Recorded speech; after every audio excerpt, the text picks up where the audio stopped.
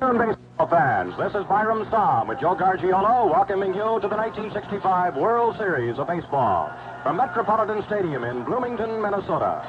This series is brought to you by Chrysler Corporation, makers of the new 1966 Plymouth, Dodge, Chrysler, Imperial, and Dodge trucks, all quality engineered by Chrysler Corporation. Today's host, Dodge, and your local Dodge dealer. And by Gillette, makers of the incomparable Gillette stainless steel blade, #1 in sales by far, and the slim adjustable razor, foamy shaving cream, Right Guard deodorant, Sun Up aftershave, and new Heads Up hair grooming for men. It's time for Game 2 of the World Series, but the big factor in Minnesota at the moment is the weather. Ever since we left Metropolitan Stadium yesterday, we've had rain. It was supposed to stop around noontime, and it did let up for a while. The field was cleared pretty well, but we have showers coming down again, and the field has been covered once again. Joe and I were down in the dugouts a little bit ago, and I'm sure that Commissioner of Baseball, Mr. Ford Frick, wants in every way to try to get this game underway. And it appears now there will be a delay, although I notice Sandy Koufax, who is slated to pitch today, has gone to the bullpen and is now warming up. So rain has been a big factor. First of all, they've had helicopters out here hovering over the field to try and dry it out. The infield is in pretty good shape, and if it doesn't rain very much more, I'm sure that we will get it underway. But at the moment, the field is covered. Today, the big news, of course, can the Dodgers bounce back? They were defeated here 8-2 yesterday. There were a couple of heroes, the pitching of Jim Grant, and the fine running and hitting and defensive play of Zolo Versailles. Today, the #1 pitcher in baseball, Sandy Koufax, is slated to go, and his mound opponent will be also a slender left-hander by the name of Jim Cott. We'll be going into the lineups and other pregame activity in just a moment. This program is authorized under broadcasting rights granted by the Commissioner of Baseball solely for the entertainment of our audience, and any publication, reproduction, or other use of the pictures, descriptions, and accounts of this game without the express consent of the Commissioner is prohibited. Any commercial or other use of the program, such as by charging admission or its showing, is similarly prohibited unless authorized in writing by the Commissioner. Most of the Minnesotans coming to this park today realized that rain was in the air. However, the weather forecast during the morning said it would clear by noontime. So we're just holding off right now. Also, Samm has made a couple of switches in his lineup today to try and counter the left-handed pitching of Koufax. First of all, he is making a change in left field where the veteran Bob Allison will go in. Also in center, he is planning to start another right-hander by the name of Joe Nossick. Otherwise, the Twins lineup is like it was yesterday. On the other side, it appears just about the same lineup for manager Walt Austin. Juggle here and there. Lou Johnson is hitting fourth, I notice. Willie Davis will hit third. And otherwise, it's pretty sound, with Roseborough catching Koufax and hitting in the #8 spot. I don't know, it seems like in the National League, at any time Koufax is listed as a pitcher, invariably the crowd is enhanced by 8,000 to 10,000. He is certainly one of the most colorful pitchers in baseball, and he has compiled such a magnificent record over the past several years. Most of you know this year he came along with a strikeout record for the whole season, which was formerly held by the great Bob Feller in total strikeouts. This year, Sandy had 382. Feller, back in 1946, had racked up 348. Not only that, but Koufax has pitched 4 no-hitters in his career.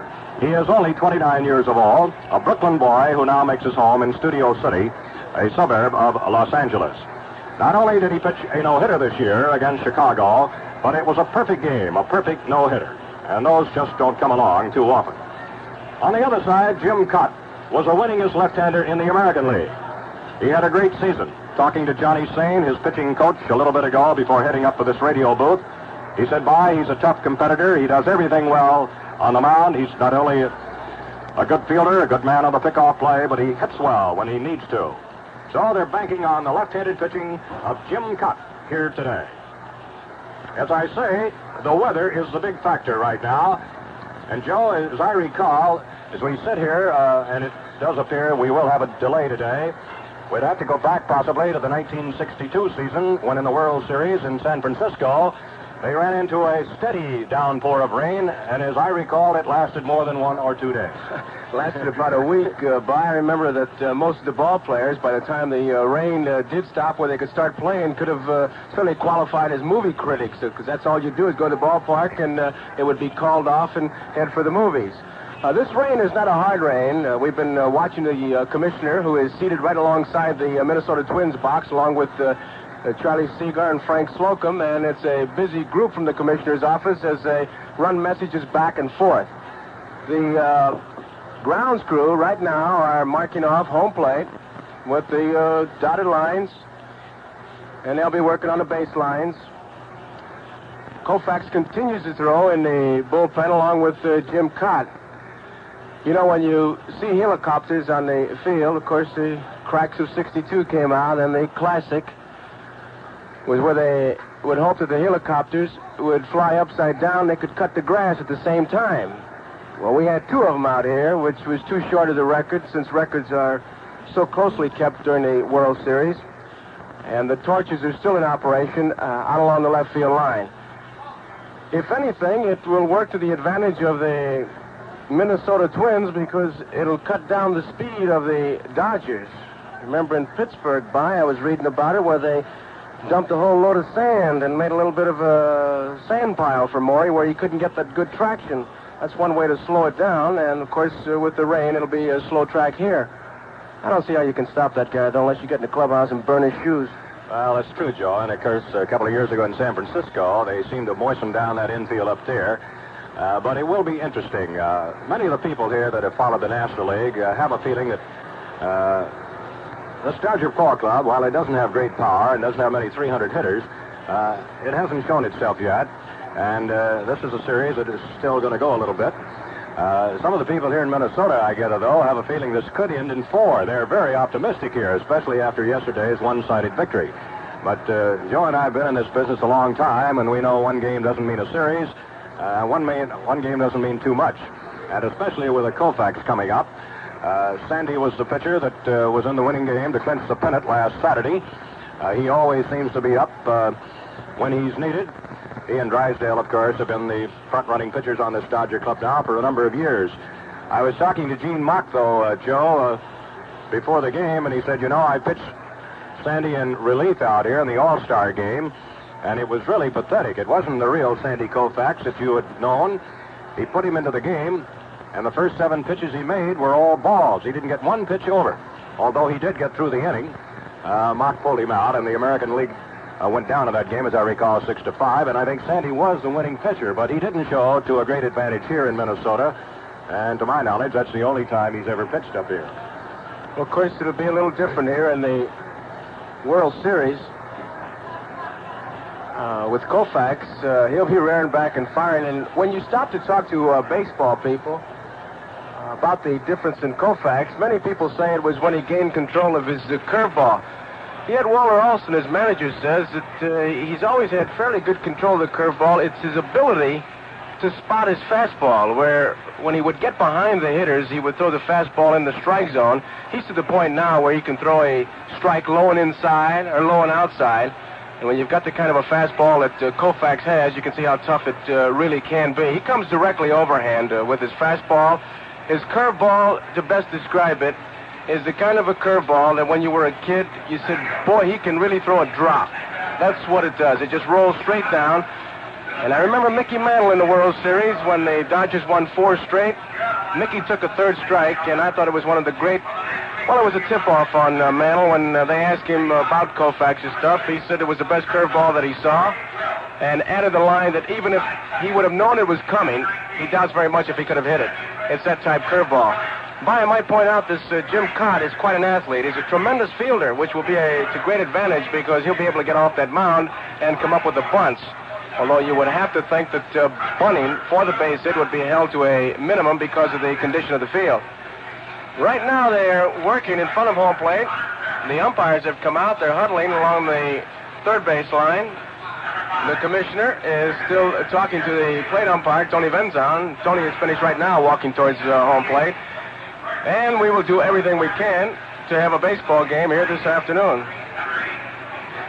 The color guard, I notice, is moving out towards center field, and apparently we are getting ready for the national anthem. I don't know whether in the process of this canvas they're pulling it back now, whether it means eventually they're going to roll it off, and we're going to try to get started or not.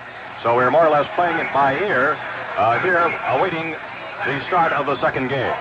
Now, here is what could happen. If this game is lost to the elements, the two clubs would stay over in Minnesota, and this game would be played tomorrow. Normally, Friday is a traveling day, and Game 3 at the moment is listed for Los Angeles at Dodger Stadium, which would be Saturday, and that would be coming on at 3:45 Eastern Daylight Time. And in that game, I think Camilo Pascual is slated to go for the Twins, and Claude Osteen, the left-hander, would be pitching for the Dodgers.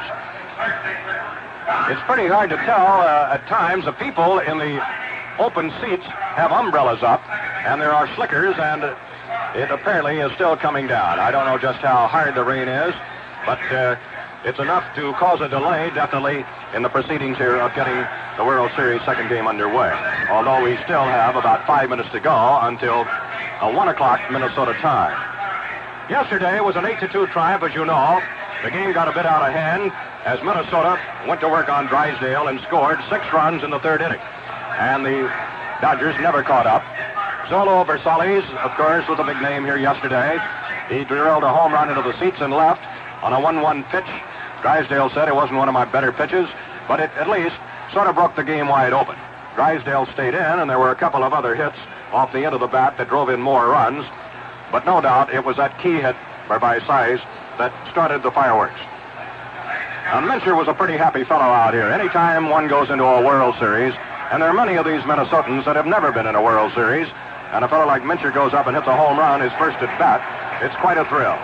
And a young kid who's getting so much attention out here, and he was in Denver in early July, is the second baseman.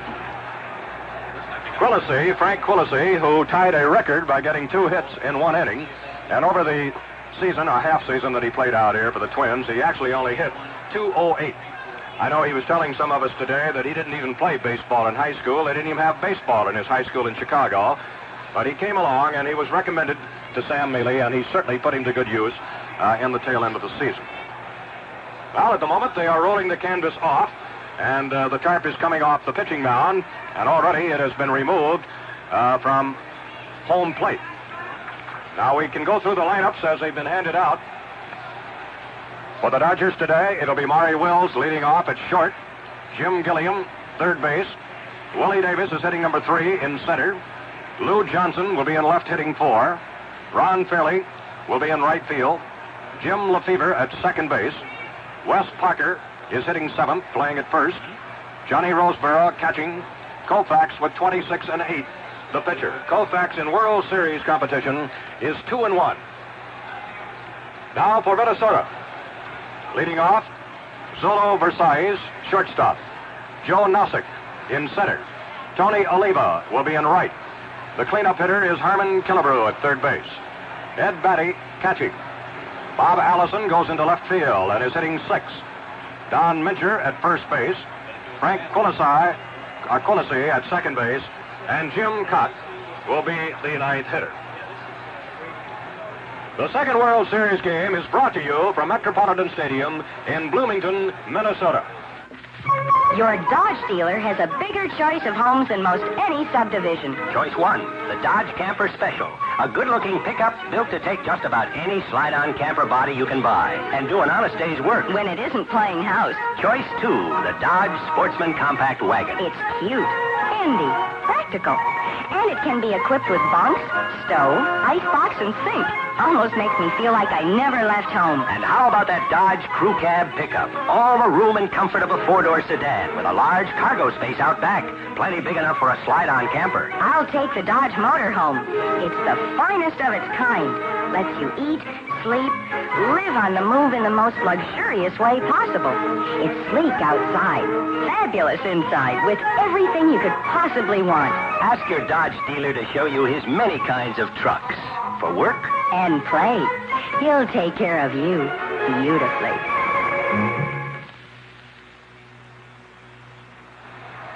We now pause 10 seconds for station identification. WGY, WGFM, Schenectady. There's just enough time before the game starts to pour yourself a refreshing glass of lively Saratoga Vichy or sunny Saratoga Ginger Ale. Better hurry. It's our national anthem.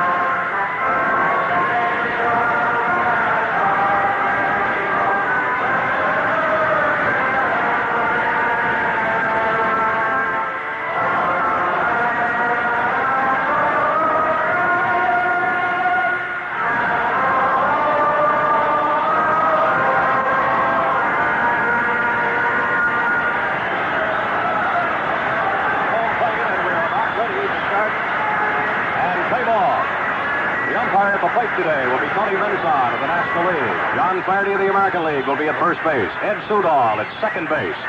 And moving on around, it will be Bob Stewart. Eddie Vargol will be at third base. And Ed Hurley, who was behind the plate yesterday of the American League, will move to the right field line. So the weather seems to be cooperating a little bit better. And to get us started with another banner crowd filing in at Metropolitan Stadium, it gives me great pleasure in Game 2 to send the microphone over to my colleague for the series, Joe Garagiola of the New York Yankees. Joe? Thank you very much, By. The lights are on here at Metropolitan Stadium. Both pitchers have completed their warm-ups. They were warming up out in the bullpen in right center field. Jim Cott. Cott's a sinker ball pitcher. If he's got his good stuff, you'll see a lot of ground balls. And if Koufax has his good stuff, well, you should hear it hit the catcher's mitt, and you'll see a lot of strikeouts. It's as simple as all that. Grab the ball and throw it, and there go the Twins.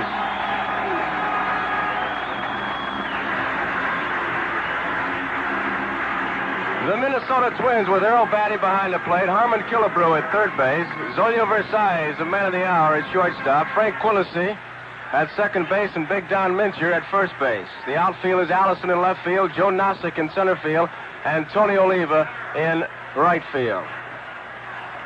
Figure that Koufax, a left-hander, will equalize the power of Oliva and Mincher. Mincher will not get the cuts that he does against right-handers, but that big guy is so strong, he's liable to swing late and hit one to the opposite field. Oliva, I don't know, when I hear him talk about equalizing Oliva, it makes me wonder, because this is a youngster that really knows no strike zone. He's an aggressive hitter, and whenever the pitcher releases the ball, he feels like he has a license to hit it, and he does a good job. Such a good job, he's led the American League in hitting for the last 2 years. The power will fall upon Killebrew at third base and Big Bob Allison in left field. Allison, a real good fastball hitter. Killebrew, well, how could you best describe him?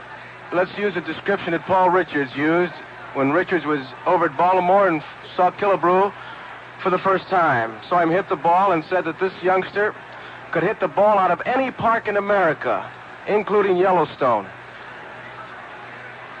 That's Harmon Killebrew. The Dodgers, with the left-hander, you might keep in mind that the whole infield, all switch hitters, and they will lose about a step and a half batting from the right side. Step and a half on a wet track, and it could make a difference. Right now, Maury Wills is in the batter's box, and Harmon Killebrew at third base moves in to protect against the bunt. Anytime the ball hits the grass today, you're liable to throw a natural spitball. It'll be damp. Jim Cott has assigned the first pitch of the ball game. Wills takes it for a strike. A fastball over the inside corner, and Cott has a count of strike one. One strike, Maury Wills. Ball game just getting started. The left-hander ready once again. The pitch. Swung on, a fly ball, right field. Tony Oliva drifts back a few steps, waiting, makes the catch, misjudged it for a minute. And so Wills is out as he flies to Oliva in right. And here is Jim Gilliam.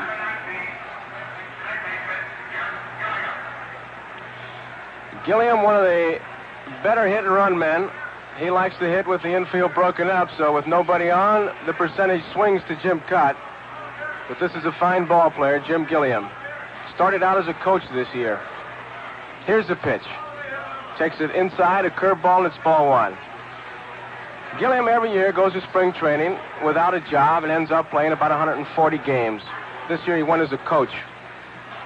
Cott delivers to Gilliam, swung on, and it's popped up into short center field. Center fielder Nosek coming in fast, waiting for it, makes the catch. 2 up and 2 down, and here is Willie Davis. It's unusual to see the fly balls off Jim Cott. He's a sinker baller. And usually a lot of ground balls, but both Wills and Gilliam would fly to the outfield, and here is Willie Davis. And Killebrew really moves in. Ball players will be busy all day getting mud out of their spikes. Cott, the left-hander, delivers to Willie Davis. Swung on and missed a slow curveball and strike one. Ball players usually have a pair of shoes they call their mudders that they'll wear on a day like today. Try to save the good pair. Fastball, and it's strike 2. Willie Davis thought he held up in time. Tony Benzon, the plate umpire, says nope, and it's a strike. 2 strikes to count. Benzon behind the plate from the National League at first base, John Flaherty. Ed Sudol is at second base from the National League. Bob Stewart is at third base. Ed Hurley is in right field. Ed Vargo down the left field line. Davis, a bouncing ball. Mincher at first has it. He flips it to Cott in time, and Willie Davis is out. 3-1. It's 3 up and 3 down. And so, in the middle of the first inning, the score is Los Angeles nothing and Minnesota nothing.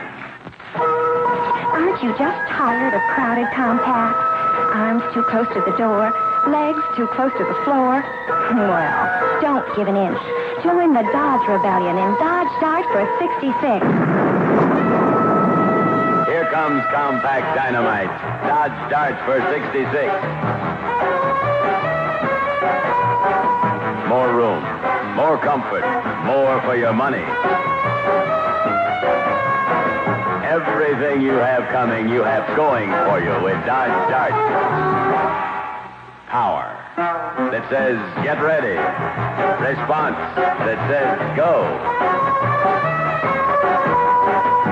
That's Dart, the compact that's changing the compact image in a big way. Is that what you want in a compact? Then the Dodge Rebellion wants you.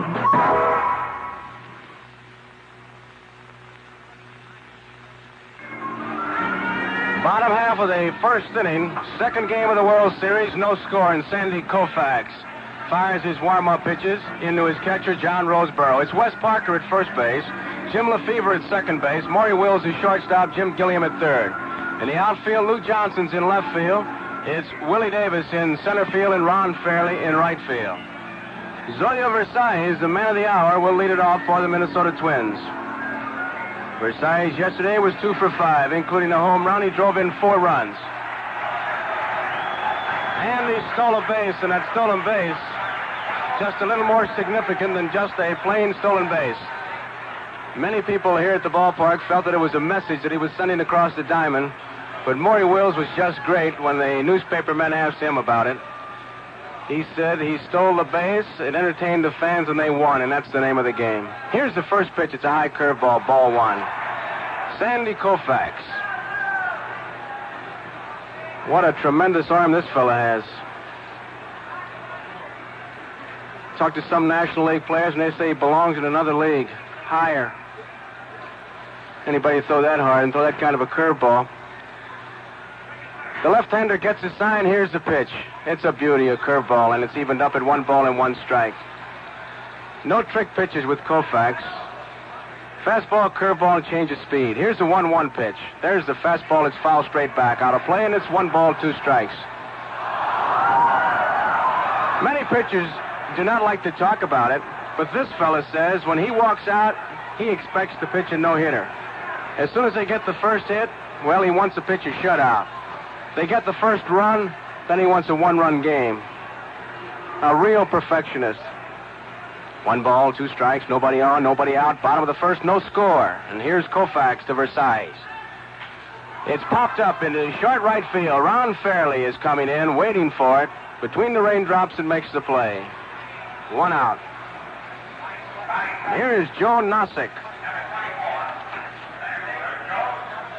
Nossek, N-O-S-S-E-K, Nossek. Right-handed batter. He's been a good ball player for manager Sam Mealy. Koufax digging around the mound, much like a hitter does at home plate. He has to get comfortable. Here's the first pitch by Koufax. It's swung on, a high fly ball deep to left field. Johnson is going back, has room. He's waiting for it, makes the catch on the warning track. 2 up and 2 down. So Nossek flies deep to Lou Johnson in left field. And here is Tony Oliva.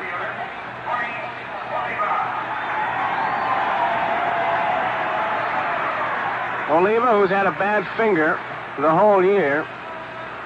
But when you stop to think about it, Oliva leads the American League with a bad finger, and Koufax wins all those games in perfect games with arthritis. No wonder I couldn't do anything. I was always healthy. Oliva digging around the batter's box. He likes to hit way back in the box.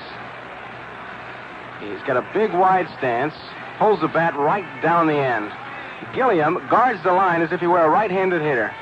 Here's a bouncing ball. Koufax off the mound. He has it. He flips to Wes Parker, and it's 1-2-3 for the Minnesota Twins. And so, at the end of the first inning, the score is the Los Angeles Dodgers 0, the Minnesota Twins 0. Well, their names are Meg, Sharon, and Wanda, but I don't think you'd want to bring them home to Mother. You see, Meg, Sharon, and Wanda are all pro football players. Meg is M, the middle linebacker. Sharon stands for S, the strong side linebacker. And Wanda, well, you guessed it, W, or the weak side linebacker. Now, how they ever got those nicknames, I'll never know. But you'll find them on every pro football team. And now that you know about them, think of all the conversations you can start at parties. And here's another conversation starter. CC. That stands for Customer Care, the special kind of service you get only at your Chrysler, Plymouth, or Dodge dealers. Customer Care means express service on small jobs so you don't have to wait, or a nice place to wait in if service will take some time. Friendly treatment, factory-trained mechanics, and factory-approved parts. People who care about you and your car. That's why the name, Customer Care. Another good reason for doing business with your Chrysler, Plymouth, or Dodge dealer. Try it. I did.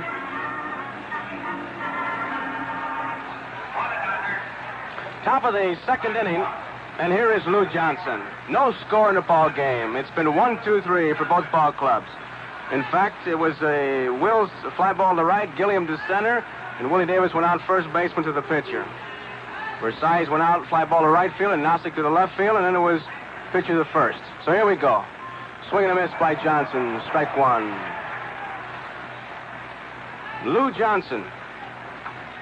He has really been a tremendous ball player for the Dodgers. Bouncing ball foul past the third baseman. Ed Vargo, the umpire down the left field line, rotate. All the umpires moved around today. Ed Hurley, who was behind the plate yesterday, is down the right field line. 2 strikes to count on Lou Johnson. Cott delivers outside, and it's ball 1. Johnson was 1 for 4 yesterday. Outfield straight away. Versailles a couple steps towards the hole between the shortstop and the third baseman. Here's the 1-2 pitch. Line drive down the right field line, and it's foul. So the count remains at 1 ball, 2 strikes. Both ball clubs, of course, have been scouted thoroughly, but until you get out there and until you play, you really never know. 1-2 pitch. It's outside, 2 balls and 2 strikes.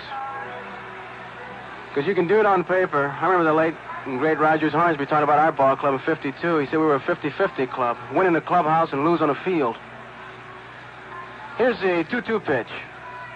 It's a foul ball out of play, and Johnson keeps battling and count 2 balls, 2 strikes. Killebrew is at third base. He's playing deep. Versailles way back there. He's got a tremendous arm. He can afford those extra steps. At second base, it's Quillisi. At first base, Mincher. Allison, Nossek, and Oliva left to right in the outfield. Here's the 2-2 pitch. Struck him out, a high fastball. Jim Cott gets his first strikeout, a high fastball. Johnson is out. Here is Ron Fairley. Fairley was 1 for 4, and that was a home run. He gave the Dodgers a very short lead. No score in this ball game. We're in the top of the second. 1 out, nobody on. Killebrew in on the grass. Jim Cott, the big left-hander, delivers to Fairley. It's a strike. Tony Venzon behind the plate. Very deliberate call that he makes. When he calls a strike, he finally gets his arm up and he flips his hand like he's flipping a yo-yo. Strike. You like to hear that catching, but you hate it hitting. Fairley, a bouncing ball. Mincher at first base. It's a fair ball. Has it. Flips to Cott, and there are 2 away. Mincher to Cott gets Fairley, and here is Jim Lefevre.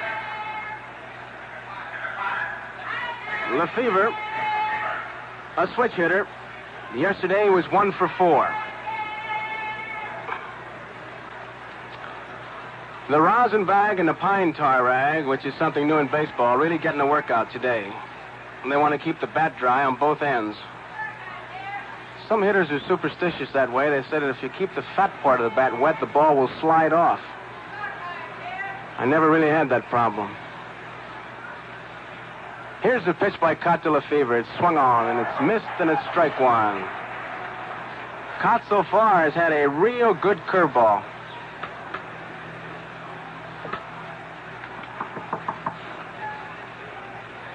Jim Cott gets a sign. Here's the pitch.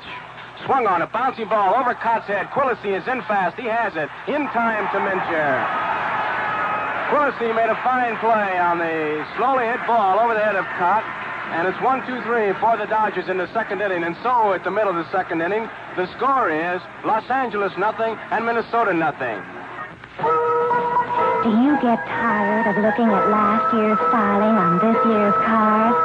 Change all that. Be a leader. Join the Dodge Rebellion in Dodge Coronet 66. Blast off in Dodge Coronet for 66.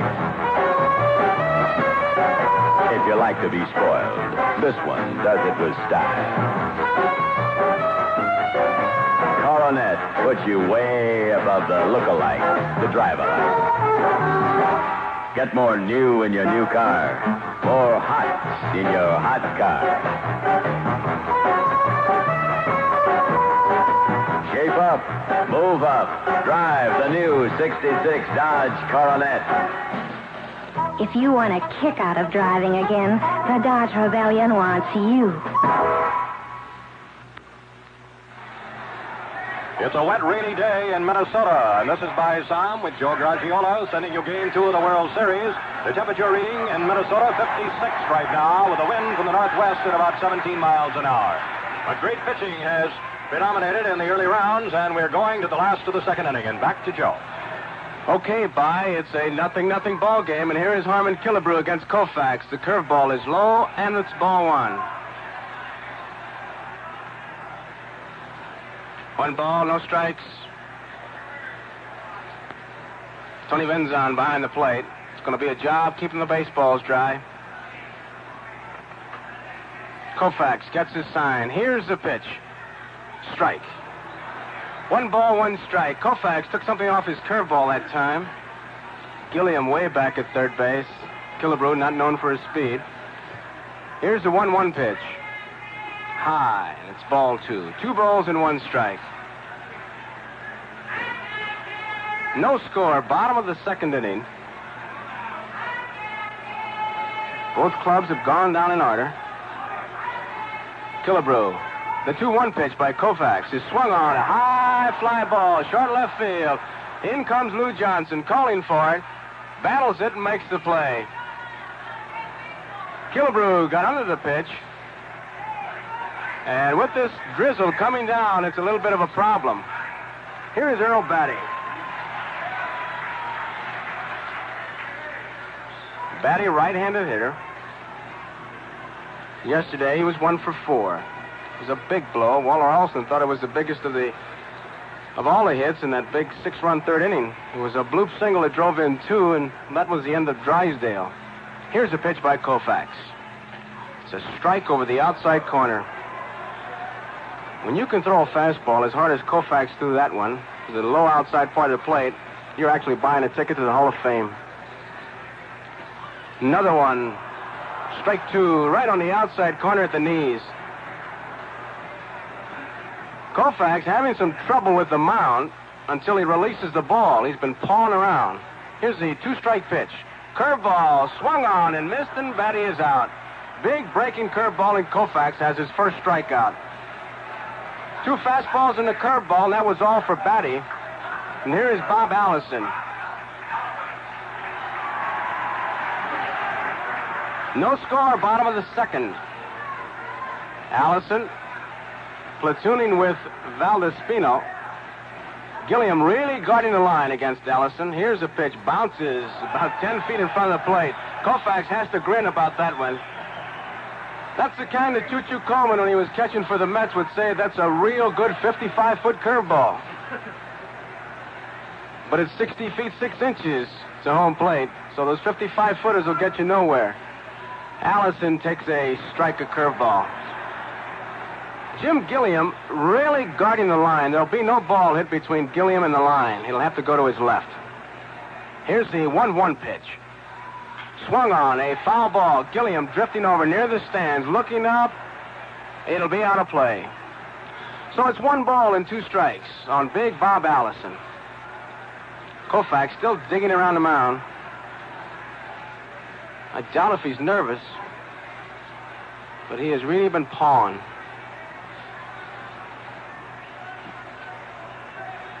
Koufax ready. And here's the 1-2 pitch. Curveball, low, and it's 2 balls, 2 strikes. When I say curveball, it is really a drop. I don't know whatever happened to those great terms we used to have. Drop, in-shoot, out-shoot, risers, fadeaways. Everything's a curveball. This is an overhand one. Here's a 2-2 pitch. This one stays high, and it's 3-2. That one seemed to squib right out of his hand, and Koufax knew it. Once again, he had the big grin on his face. It squeezed out like the bar of soap does when you're taking a bath sometimes. Just squish. 3-2 pitch. Curveball, and it's a strike call, and Bob Allison is out on strikes, and there was no doubt about that one. Split the plate, it's 1-2-3 for the Minnesota Twins, and so at the end of the second inning, the score is Los Angeles 0, Minnesota 0. Isn't it about time somebody came up with a big car without a big price to match? Dodge has. Want to hear about it? Okay. Say Polera and join the Dodge Rebellion. 66 Polera. More big for the big car man. Big. Inside and out. Without a budget-busting price. Comfort and luxury, Dodge Polera says it with style. Power, Polera says it with a big 383 V8. So if you're in the mood for talking big, talk to your Dodge dealer about the 66 Polera. It's the truth. Polera's the proof. The Dodge Rebellion wants you. Top half of the third inning, and it's no score. Scoreboard is clean as a whistle. For the Dodgers, no runs, no hits, no errors. Twins, no runs, no hits, no errors. And here is Wes Parker against Jim Cott. Parker batting right-handed. The whole infield, switch hitters for the Dodgers. Cott delivers. Swung on and missed, strike 1. Killebrew at third base. He is about even with the bag. Versailles is back on the edge of the outfield grass. Quillisi is back at second base, and Mincher's wide at first. Curveball inside. It's 1 ball, 1 strike. Jim Cott, left-hander, a tremendous athlete. Helps himself on a mound. Good hitter. He battles you. There's his strike. 1 ball, 2 strikes.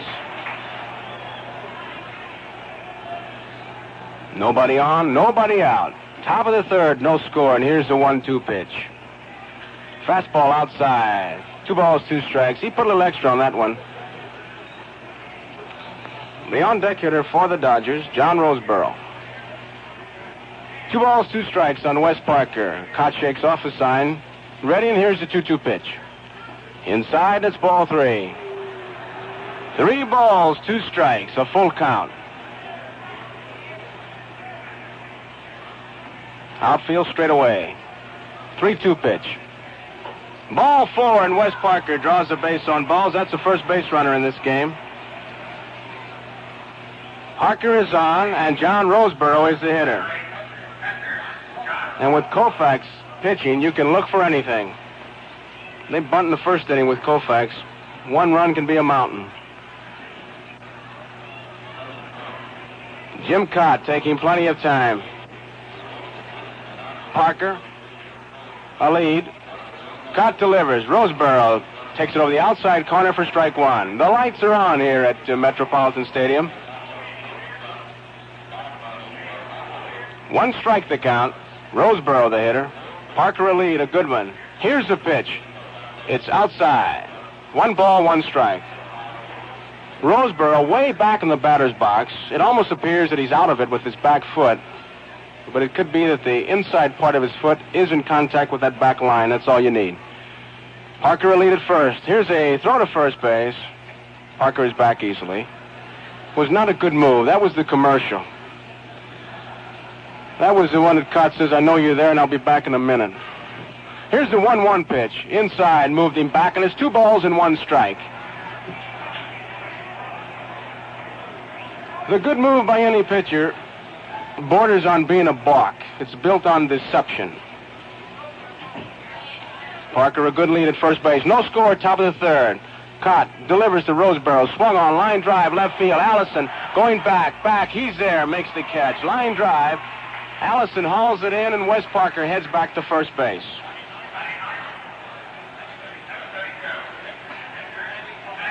And Sandy Koufax is the hitter. Koufax has made himself a pretty good hitter. Killebrew comes in to say something to Cott. It used to be with Koufax when he first came to the big leagues, if he hit a foul ball, he felt like he had broken a slump. But he has made himself a pretty good hitter. He swings the bat. Killebrew looking for a bunt. Koufax shortens up, takes it inside, and it's ball 1. They really came busting down. If possible, Koufax will try to make Mincher field the ball, because being the right-handed thrower, to make the play at second base on Parker, he'd have to turn completely around. And as big as he is, he'd turn around in sections. Cott at the belt, checks the base runner. Parker a big lead. Killebrew coming in. Koufax takes it over the inside corner, and it's 1 ball and 1 strike. And once again, he's shortened up as if to bunt. 1 out. No score in this game. We're at the top of the 3rd. Killebrew in about 5 steps at third base. Mincher holds Parker close at first. Cott delivers. Koufax swings and slashes 1 down the first base line, foul. He shortened up as if to bunt and then swung away.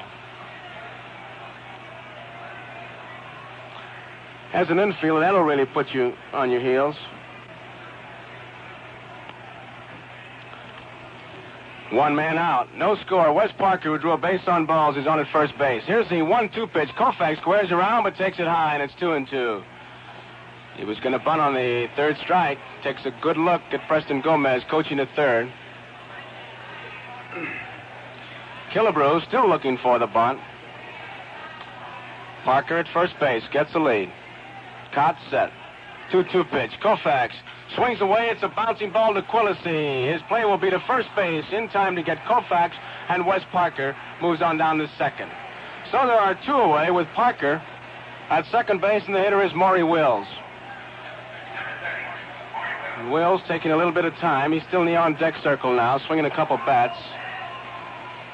One of the little extra things that a leadoff man must do, he has to stall a little bit for time now to give Koufax a chance to get back to the dugout and get a breather.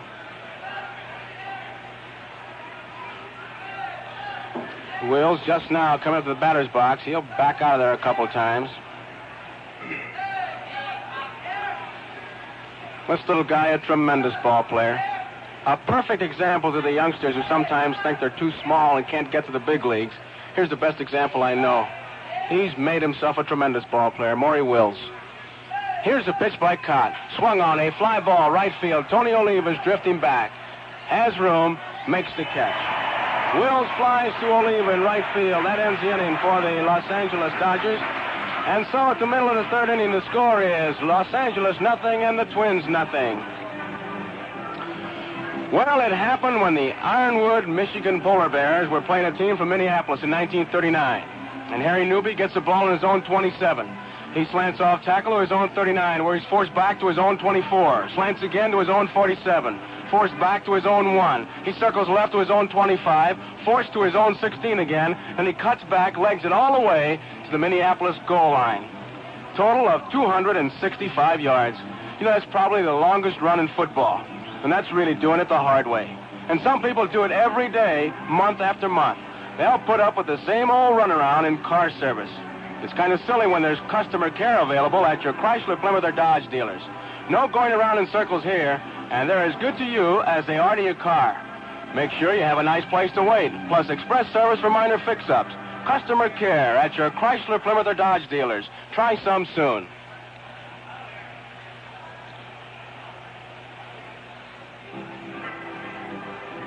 The ground crew right now working on the mound, and while that goes on, we pause 30 seconds for station identification. 810 you dial WGY, WGFM, Schenectady.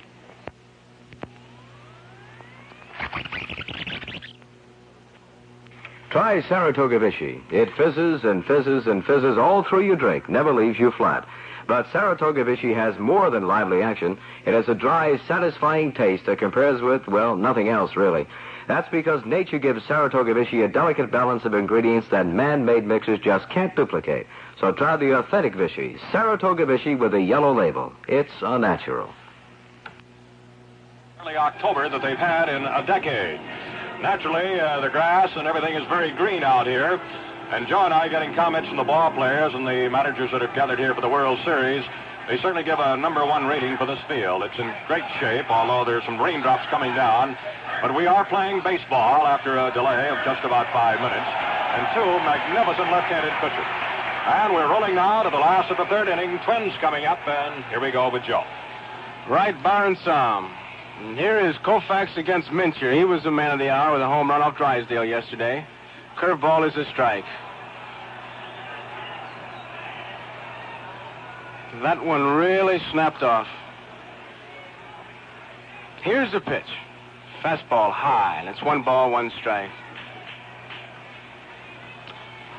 No score, bottom of the 3rd. Leadoff man in this inning, Don Mincher. He's up there with the count of 1 ball, 1 strike. Koufax delivers.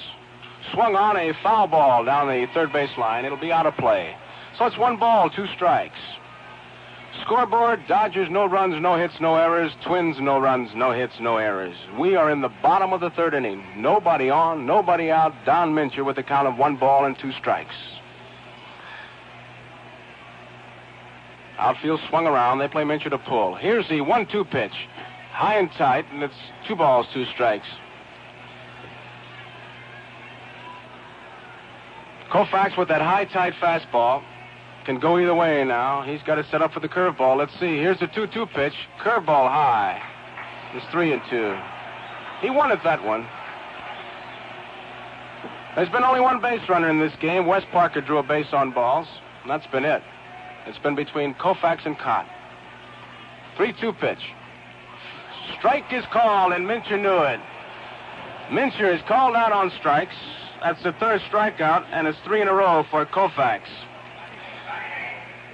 Here is Frank Quillisi, the 2nd baseman. Quillisi yesterday had 2 base hits. Koufax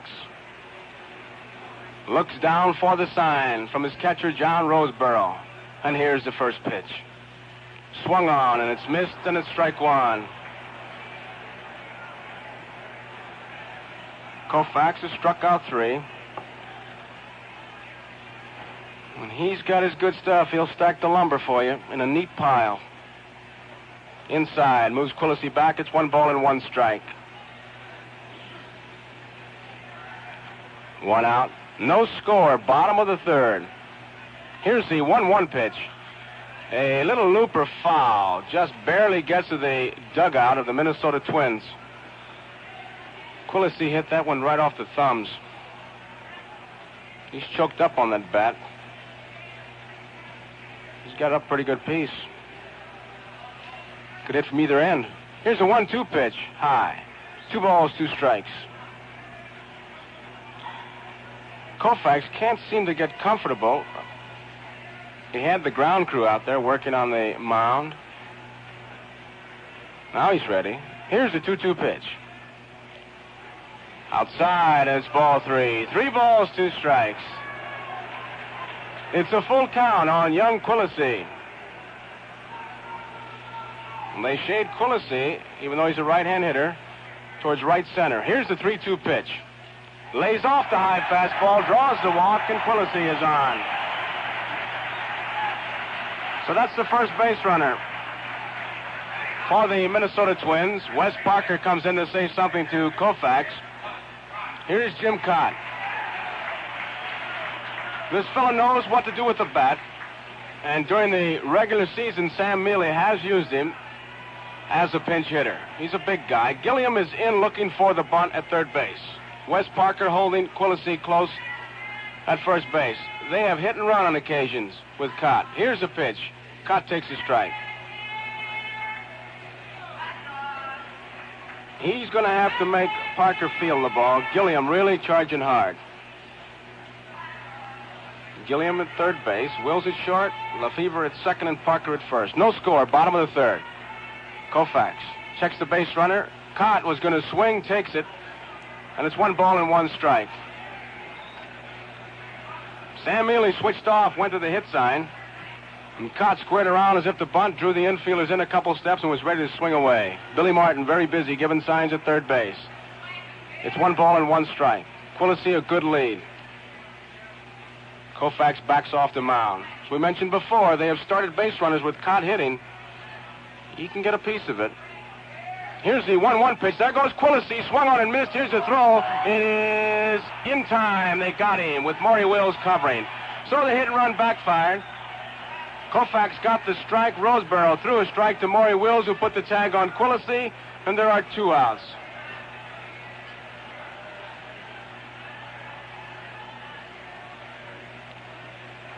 Jim Cott up there with a count of 1 ball, 2 strikes.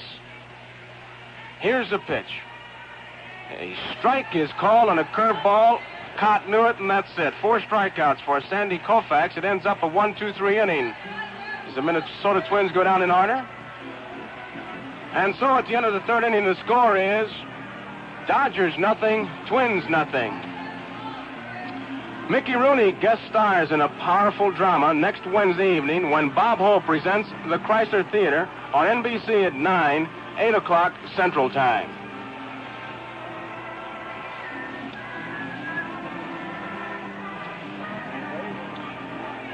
Byron Samm, who does the Phillies games, has seen Koufax a lot. I guess by every day you see him, it doesn't make any difference how many times you see him. You get that little tingle. That's right, Joe. And some years ago, I know when they were playing at the Coliseum, Sandy started a game against us, and he was so wild, he just didn't get through the first inning. And Austin took him out and started him the very next night, and he just came through with a magnificent shutout and about a 3-hitter. And, of course, this is some years ago. Sandy has really come into his own of late, and you've all heard about him, his strikeouts. I was kind of interested a while ago, Joe, when you mentioned the 55 feet distance to the mound. There's one fellow years ago, a fellow by the name of Matt Kilroy, that had 505 strikeouts, but the mound was only 50 feet out. I don't think I'd want to hit at Koufax at 50 feet. Here is Jim Gilliam. High for ball 1. Koufax at 50 feet not only strike you out, he'd hit you right in the nose with every pitch. Jim Cott shakes off his sign, delivers to Gilliam. Swung on a foul ball, out of play, right side. 1 ball and 1 strike. No score in this game, top of the 4th. Scoreboard clean as a whistle. No runs, no hits, no errors for the Dodgers. No runs, no hits, no errors for the Minnesota Twins. Jim Cott against Gilliam, and here's the 1-1 pitch. It's high, and it's ball 2. 2 balls and 1 strike.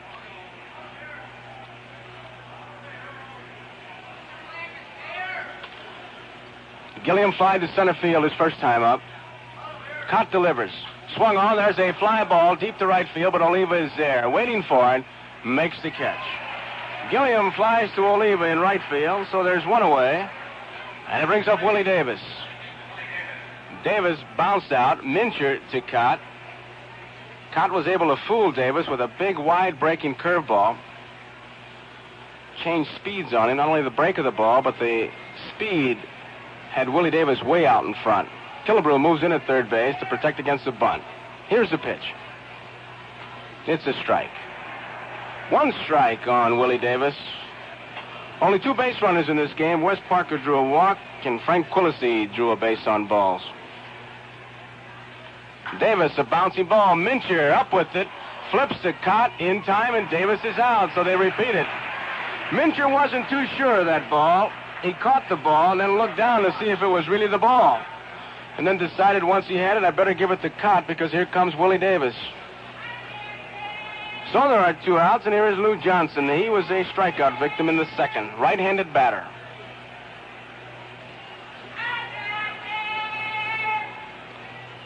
Cott delivers.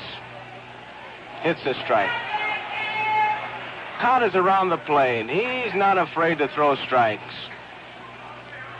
He'll make him hit the ball. Swung on and missed, and it's strike 2. Johnson walks out of the batter's box now and takes a little bit of inventory, starts talking to himself, which you usually do. Like, how could I miss that one? I saw it all the way. It's one of the great things about catching. You hear all that conversation. They talk to themselves. They answer themselves. 2-strike pitch. Swung on, well hit, center field. Nozick is going back on the warning track and makes the catch right in front of the fence. Lou Johnson hit it to the farthest part of this ballpark, and Nozick got a real good jump and hauled it in. So it's 1-2-3 for the Dodgers. And so at the middle of the 4th inning, the score is Dodgers nothing and the Twins nothing. If you're looking for a luxury car that has all the things you've ever wanted, Dodge has a new way to play. Monaco. Sound inviting? Come on. Join the Dodge Rebellion. With Dodge Monaco, the rules are simple. Get in, get relaxed, get going. Stand up for your rights. Sit down in comfort.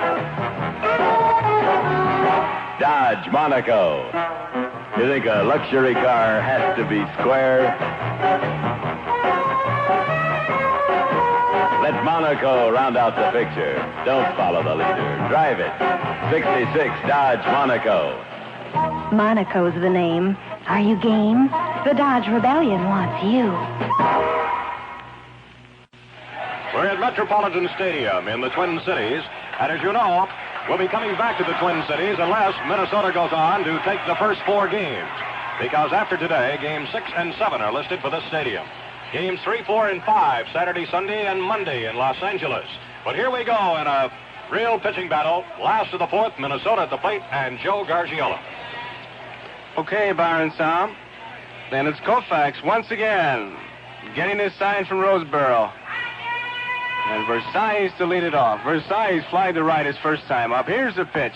Swung on and fouled back. He had a good cut and a good fastball. That was strength against strength, and Koufax won. Versailles had a real good cut. Koufax, good fastball. There are many times he just gets in the spot and says, here's my best fastball, you try to hit it. Delivers, and Versailles swings and misses, and a strike 2. Versailles went completely around. Once again, he had a good cut. Koufax has struck out 4. No score, bottom of the 4th. Neither ball club has a base hit. Here's the pitch. Foul ball pulled down the left field line. Way foul. And the count remains at strike 2. Jim Lemon coaching at first base. Billy Martin coaches at third base. Koufax fidgeting around, cap, rosin bag, ball, tug at the cap, the pants. All part of a pitching pattern. Delivers a curveball high. And it's 1 ball and 2 strikes. Sandy Koufax. Versailles waiting. Here's the 1-2 pitch. Swung on and missed, and he struck him out. He took something off the curveball, a change of speed pitch, and Versailles was way out in front. And that's strikeout number 5 for Koufax. And here is Joe Nosek. He fly deep to left his first time up. The fellow like Koufax is a catcher. All you have to do is put down fingers. The outstanding fastball, the outstanding curveball. There's a curveball high, and it's ball 1. And if you just happen to have a new glove and you want to break it in and say 2 or 3 innings, keep calling for fastballs. Here's the pitch. It's a strike. 1 ball, 1 strike. Joe Nosek. Koufax ready. Delivers. Swung on and fouled straight back. The count, 1 ball, 2 strikes. This is the bottom of the 4th. No score. Nobody on, 1 man out.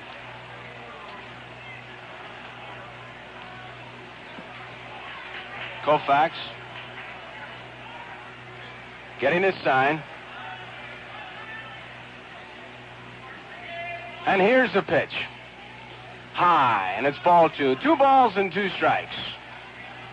Tony Venzon, the plate umpire.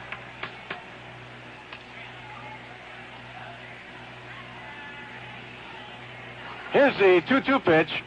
Swung on a line drive, center field. A base hit for Joe Nosek. Willie Davis is up with it on the first hop, and that's the first hit of the game. Joe Nosek singles to center field, and he is on. And here is Tony Oliva.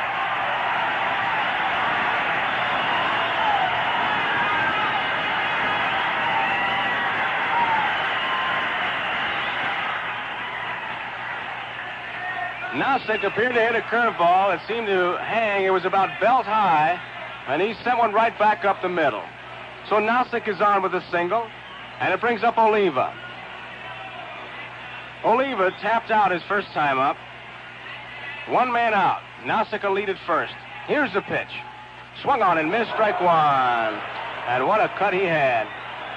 Swung himself right out of the batter's box. Tony Oliva. He was hitless yesterday, 0 for 4. Koufax has struck out 5. Nosek will lead at first base. He is a second base runner. Quillisi drew a base on balls. Nosek got a base hit. Koufax getting the sign. Here's a lob throw to first base. Koufax does not have an outstanding move to first base. He has to come directly overhanded with the ball, and that gives the base runner plenty of chance to get back. Nosek a big lead. He's holding the pitches swung on and missed by Oliva, and a strike 2. Of course, it could be that Koufax has so few base runners, he just never gets used to pitching with men on.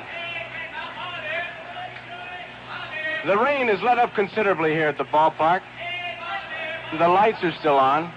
The score is 0-0. Oliva waits. Here's a pitch. Lays off the high fastball. It's ball 1. 1 ball and 2 strikes. Nosek at first base. 1 man out. Bottom of the 4th inning. No score. Second game of the World Series.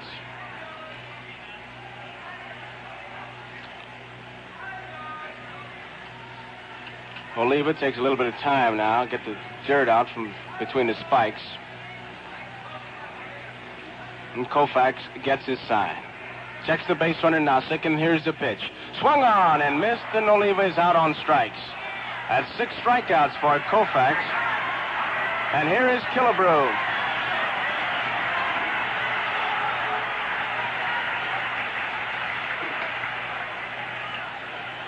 Harmon Killebrew, a power hitter. He digs in. Takes a look around at Billy Martin. Not much strategy going here. 2 outs. Nosek, a base runner at first. Koufax gets his sign. Delivers. Curveball is low. And it's ball 1. Roseboro, a fine arm. He's a good throwing catcher. Likes to throw. Will throw to any base. Gilliam way back at third base. Wills is deep at short. Second baseman Lefevre shades near the bag. Here's the pitch. Swung on, base hit, left field. Nosek rounds second. Johnson fumbles the ball, and here comes Nosek trying for third, and he'll make it standing up, and Killebrew moves on down to second.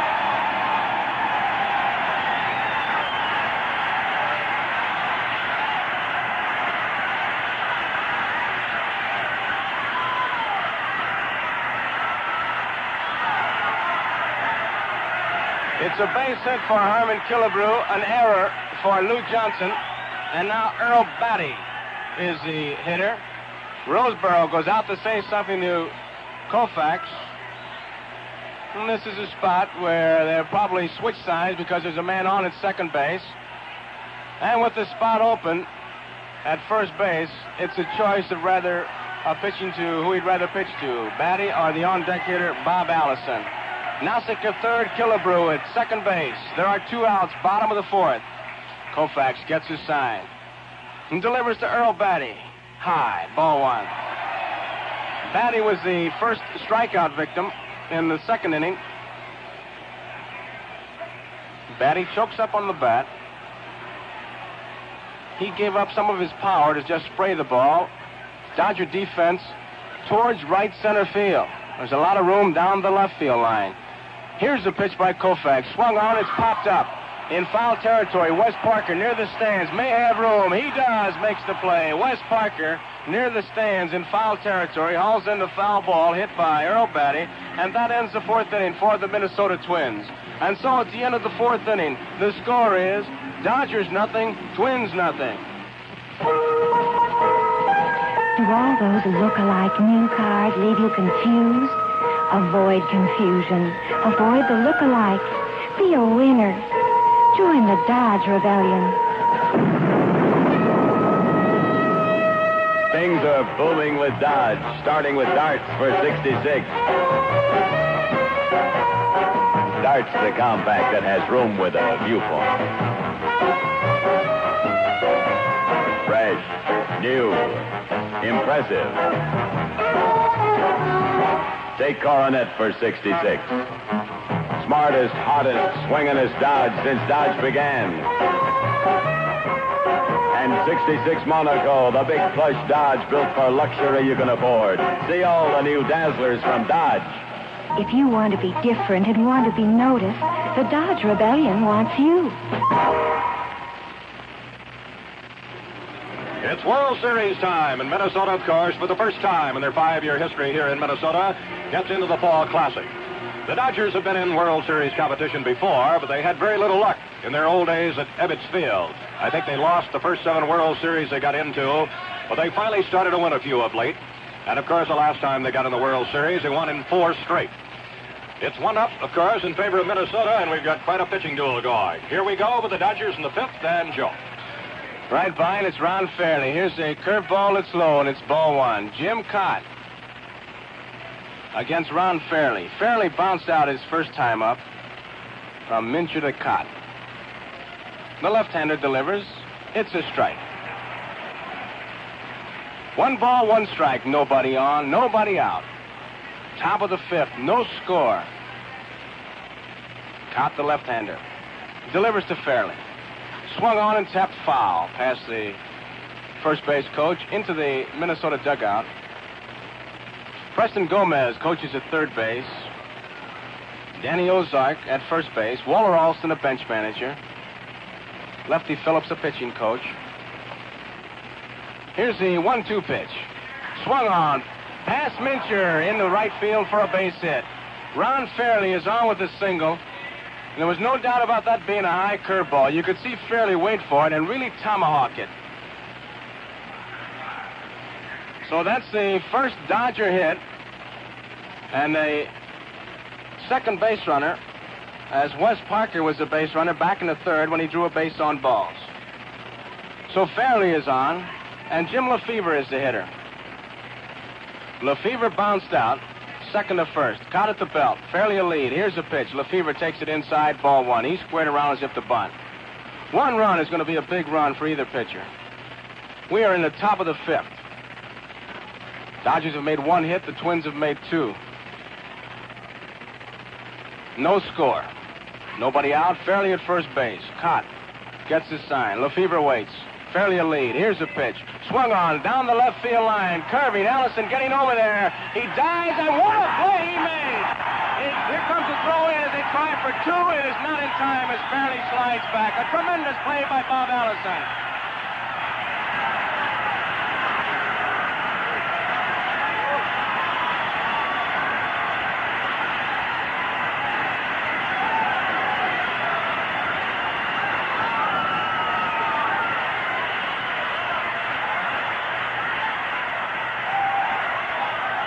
was the key play in this series so far is Big Bob Allison, who's in primarily for his big bat, made a diving catch.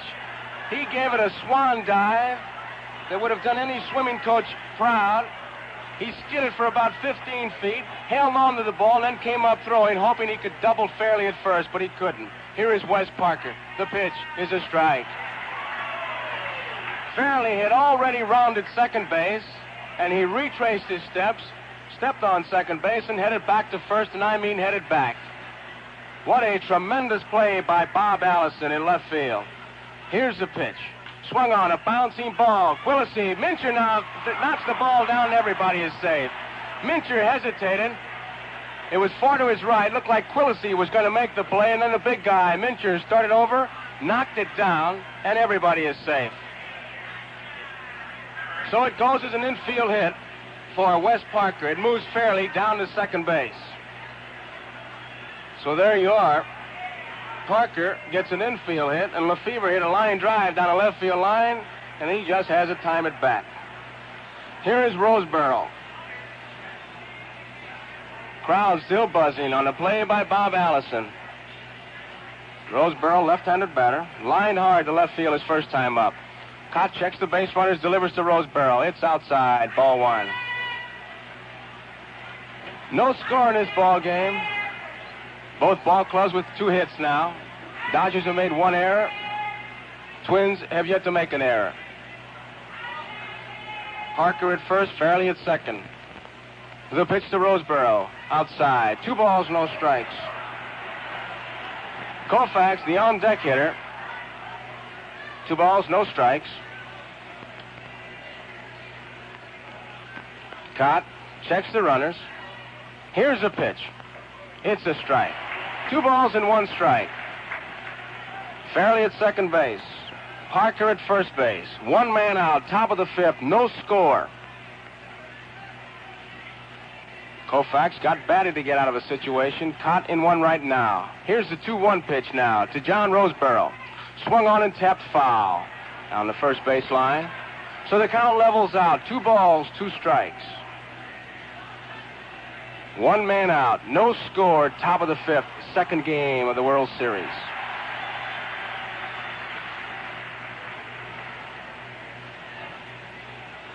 Fairley at second base. Wes Parker standing on the bag at first. Cott has his sign.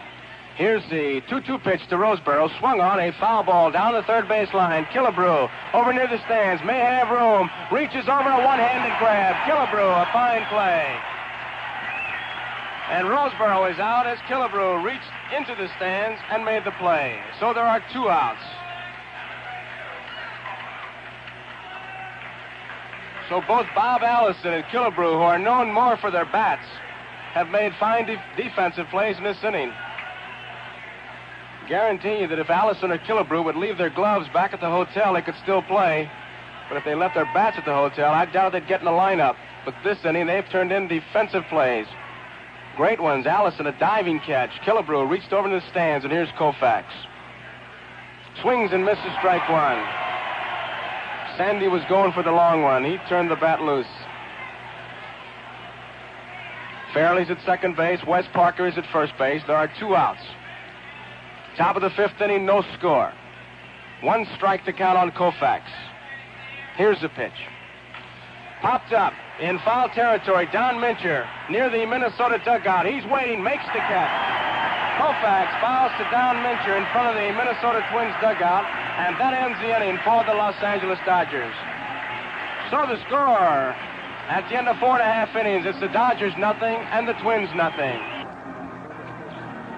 Bottom half of the 5th inning, no score, and as it so often seems to happen anyhow, Bob Allison, who made the great catch, will lead it off, and now to carry you down the rest of the way from the Philadelphia Phillies, here is Byrum Samm. All right, Joe, thank you very much. And a great hand goes up for Bob Allison. He must be a mutter. He really made a great running, sliding catch, as Joe pointed out. With the elements and playing on a heavy field today, it's just remarkable. All right, Allison fouls the first Koufax delivery, and it's 0-1. No runs and 2 hits for the Dodgers. No runs, 2 hits for Minnesota. The game rolling along, last half of the 5th inning. Allison did not play yesterday. But it appears that he will be in action, not only in this game, but in Game 3 for Southpaw Osteen is slated to pitch in Los Angeles Saturday. Allison struck out his first time up. And the celebrated lefty Koufax delivers a strike 2 call.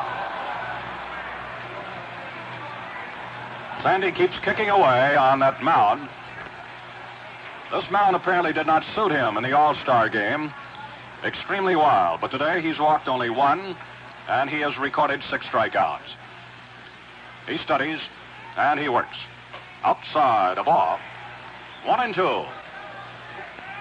It appears now, with these two left-handers going so strongly, it's going to have to be a break somewhere along the line, possibly a fumble, error, to create a run. Foul coming back. 1-2. And Allison not made the diving catch on Lefevre. There's no question in the minds of the people along here that Fairley would have come on in and scored. But it's still 0-0. Billy Martin is the little pepper pot coach at third, and big, tall Jim Lemon, a great slugger in his day, is down at first base. Here's a smashing foul, third base side. 1-2. To follow, it'll be Don Mincher.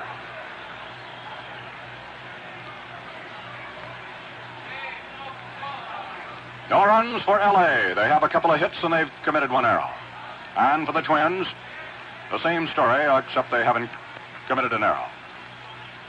Here we go. Fastball that brushed him back. 2-2. On the slide that Allison made, you can now see a tremendous mud-spattered spot on the side of his uniform.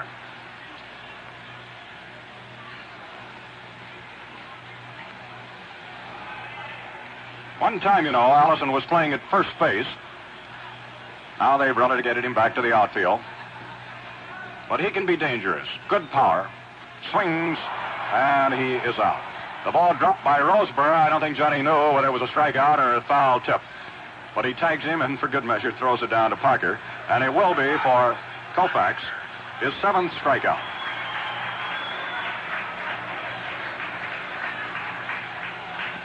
Free-swinging Don Mincher. He took a strike 3 call his first plate appearance. Now the infield for the Dodgers today is Gilliam, Wills, Lefevre, and Parker. Here's a swing and a miss, strike 1. Koufax has only lost 1 game in World Series competition. He was defeated in 1959, I believe it was, 1-0 by Bob Shaw, who is now with San Francisco. Here's strike 2 call. Working fast. His curve is way upstairs, a ball. It appears once in a while when Koufax gets off line. Early in this game, he threw one that hit the dirt, one that goes way up high. He kind of laughs at himself on the mound and wonders just how he can let a pitch get away. Here's another one way up high. 2-2. He has great pride in his work, and for a left-hander has tremendous control.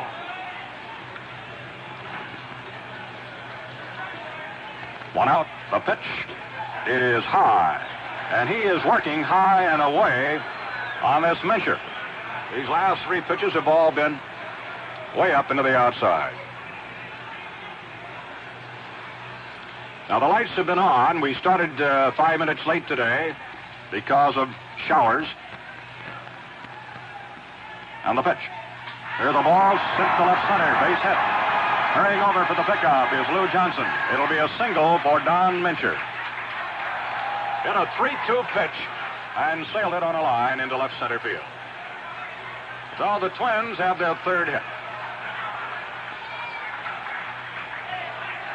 Here's a young man by the name of Frank Quillisi, a Chicago boy, and he's coming up for the 2nd time. He walked in the 3rd inning. All in all, it's a very fast game. There have been very few threats, and on the scoreboard, it's still 0-0. The 2nd game of the World Series from the Twin Cities in Minnesota. Quillisi swings and fouls it away, a strike. Koufax taking a little more time now. Normally, he's a very steady and fast worker. He delivers. There's a half swing and a punch ball out to Lefevre. The second baseman is there, and it's an easy put out. 2 gone. And Minnesota is sending up Jim Cutt. One thing that Joe pointed out to me, he said, this fellow's a fine competitor. He battled you. And he's had 2 real fine back-to-back years for Minnesota. But this must be a great pleasure for him to be in his first World Series. Here he is, and he tries to move up and bunt one. He missed the strike. I understand that Cutt lives in one of these smaller communities right outside of the Twin Cities, and Joe, he's another athlete that one of these days I guess will be in the radio business. We've got a few of them. It's not a bad business to be in, I'll tell you. And he takes the ball. 1-1.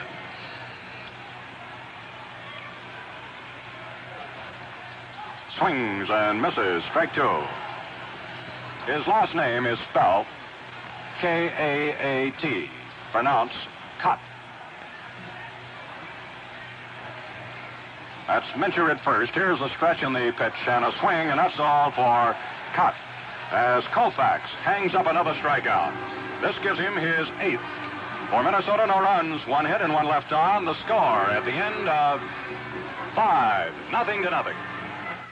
Heads up, handsome. Heads up, look alive. Be a heads-up kind of guy with new heads up by Gillette. For a handsome head of hair, new heads-up hair grooming for men. New from Gillette in 2 different forms. New heads-up liquid, new heads-up tube. An entirely new kind of hair grooming developed by Gillette Research. Not greasy, not drying, but a clean, modern formula that's never messy. So clean it rinses right off your hands. So clean it combs right in. You can't tell it's there. New Heads Up by Gillette, in whichever form you prefer, liquid or tube. Yes, for a handsome head of hair that stays that way all day. Heads up, handsome. Heads up, look your best. Keep your hair looking its handsomest with new Heads Up by Gillette.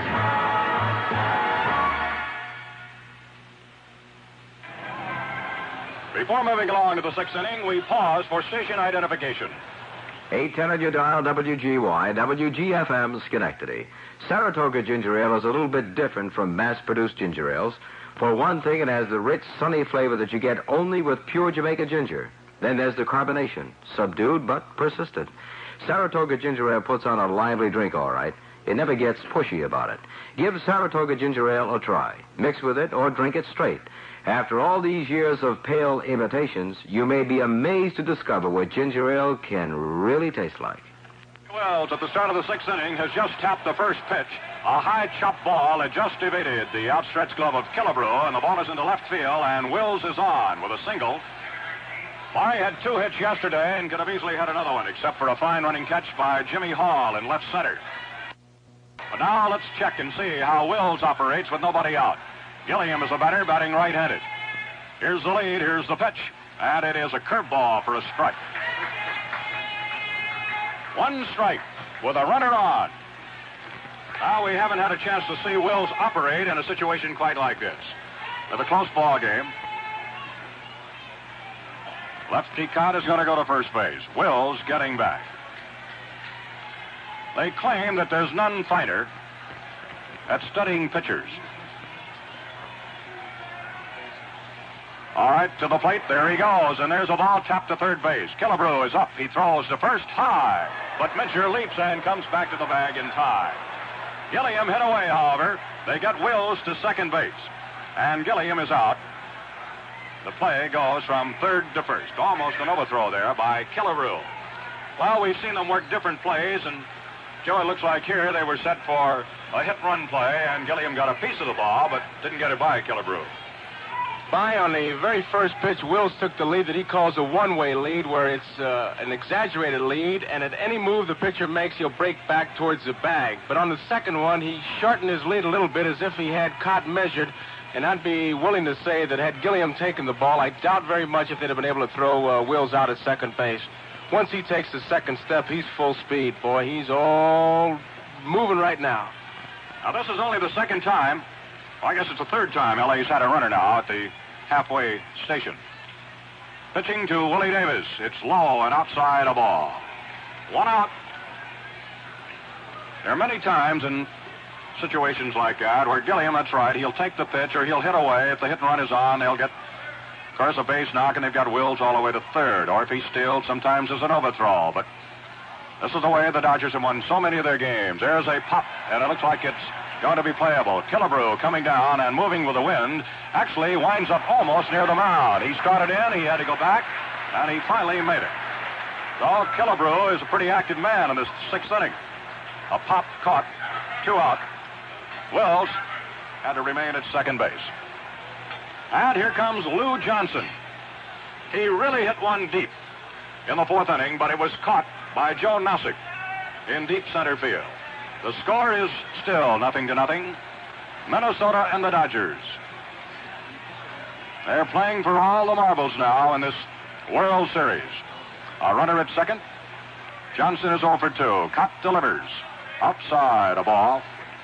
Johnson struck out and fly deep to center. He can be a very dangerous hitter.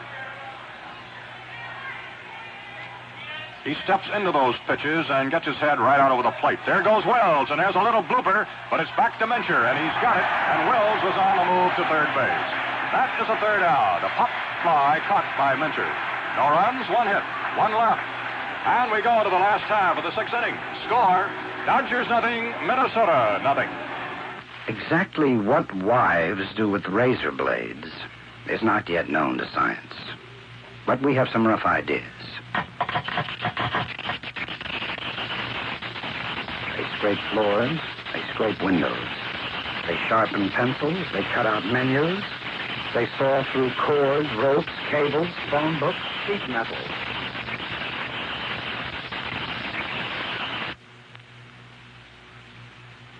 This is bad. That little gadget in the medicine cabinet is not a Gillette stainless steel cord cutter, not a Gillette stainless steel floor scraper, not a Gillette stainless steel pencil sharpener. It is the finest stainless steel razor blade in the world. And if the wife doesn't seem to get the message, lock that blade away.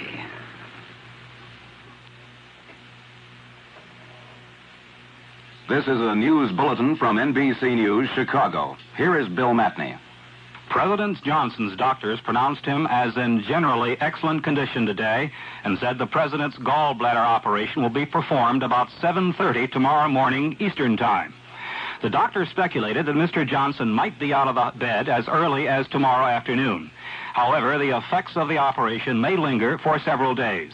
We repeat, President Johnson's doctors pronounced him as in generally excellent condition today and said the president's gallbladder operation will be performed about 7:30 tomorrow morning Eastern Time. This has been a news bulletin from NBC News, Chicago. Now back to Minnesota and Game 2 of the World Series. And now to the ball game in the last half of the 6th inning. This is Versailles leading off, and a pitch high for a ball 1. Right-handed batter against Koufax fouls one to the upper deck. 1-1. Versailles flied to right, struck out, but he was a big gun in the Minnesota attack yesterday. They've got a host of nicknames for this young man out here in the Twin Cities. Zippy Z, one of the fellows called him today, but he is quite a ball player. There's a pop foul that's coming back. 1-2. He's the same individual that just a couple of years ago was quite homesick in his early days here at Minnesota. I think the one fellow that's straightened him out and given him so much confidence is Coach Billy Martin. Steps back. Koufax is allowed 3 hits.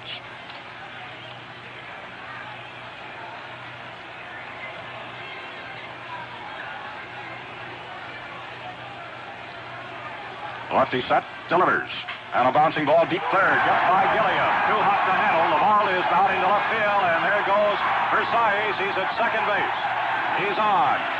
I'm sure that will be a double. That ball was savagely hit and got through. Gilliam at third base. So the Twins have a runner at second and nobody else. Joe Nossick. Apparently, Sam Mealy is going to platoon center field. They're going to rule it an error. They're going to rule it a boot on Gilliam. So that is the second error against the Dodgers.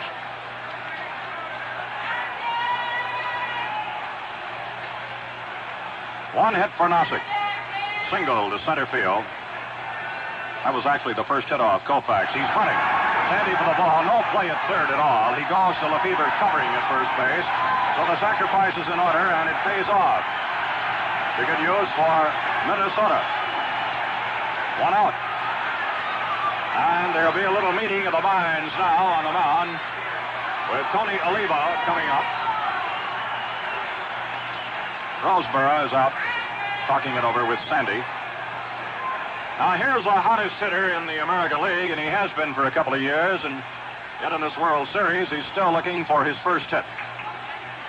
He got the collar yesterday, 0 for 4, and today bounced to the pitcher and struck out.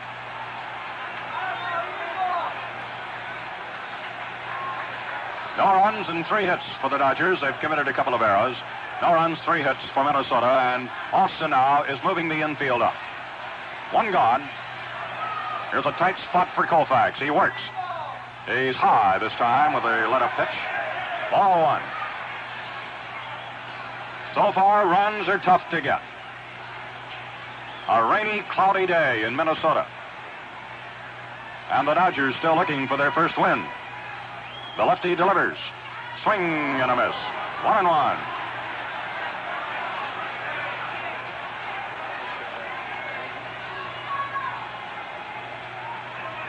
Versailles on through an arrow. Moved to third on the bunt.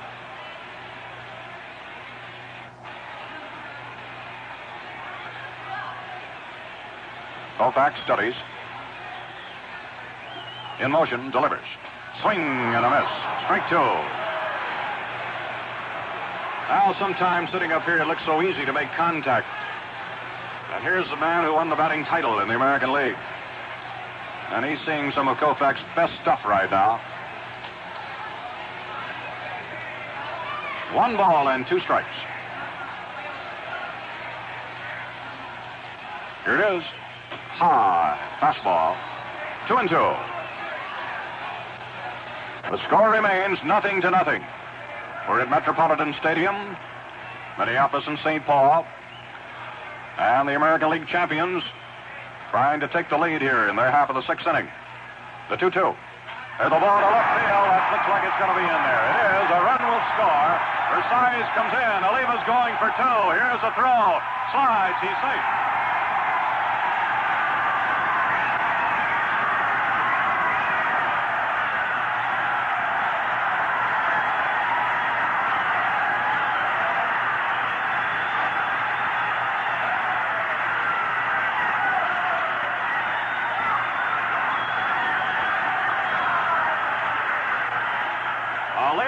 Put Minnesota into the lead in this game, 1-0.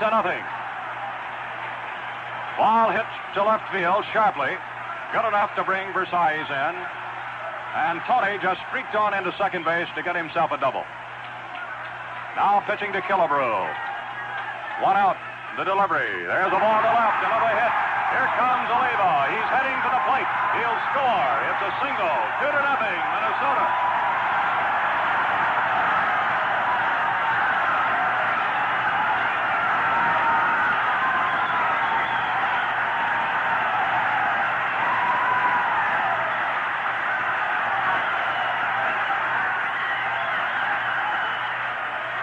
Now the arrow opened it up here in the 6th inning, but now some booming hits, and it's 2-0, the Twins. Batting in the 6th inning, but still only 1 out. That's a second straight hit for Killebrew. The batter is Patty. There's another hit in the same hole between third and short. Runners at first and second.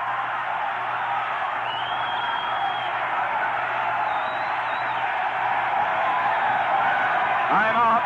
Manager Austin is coming out as Minnesota has put together now 3 hits. A double by Oliva, a single by Killebrew, and a 1-base hit by Batty. Austin's taking the slow walk, and now we've got right-hander Bob Miller and left-hander Ron Peronowski.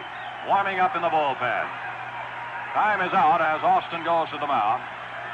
Just to recap on the inning now, in this last of the sixth inning, Versailles hit a sharp ground ball that skidded high and away from Gilliam at third. It was ruled an error. Nozick put the bunt down, and Koufax had only one play, went to first, and Versailles went to third.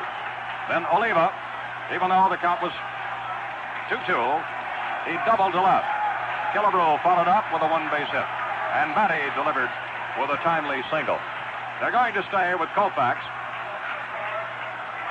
although Austin keeps his two best relievers tuning up in the bullpen in right center field. Bob Allison now coming to bat. He struck out in the second and went down swinging again in the fifth inning. And has made the most spectacular grab of the series so far. A swing on a breaking ball, strike one.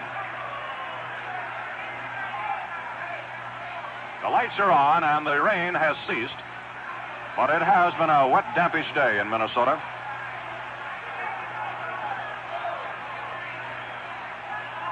Killebrew's at second and Batty's at first. The pitch. He pulls a curveball to left field. It's foul into the stands. 0-2. Batty didn't waste any time. Killebrew didn't waste any time. They picked on the first delivery.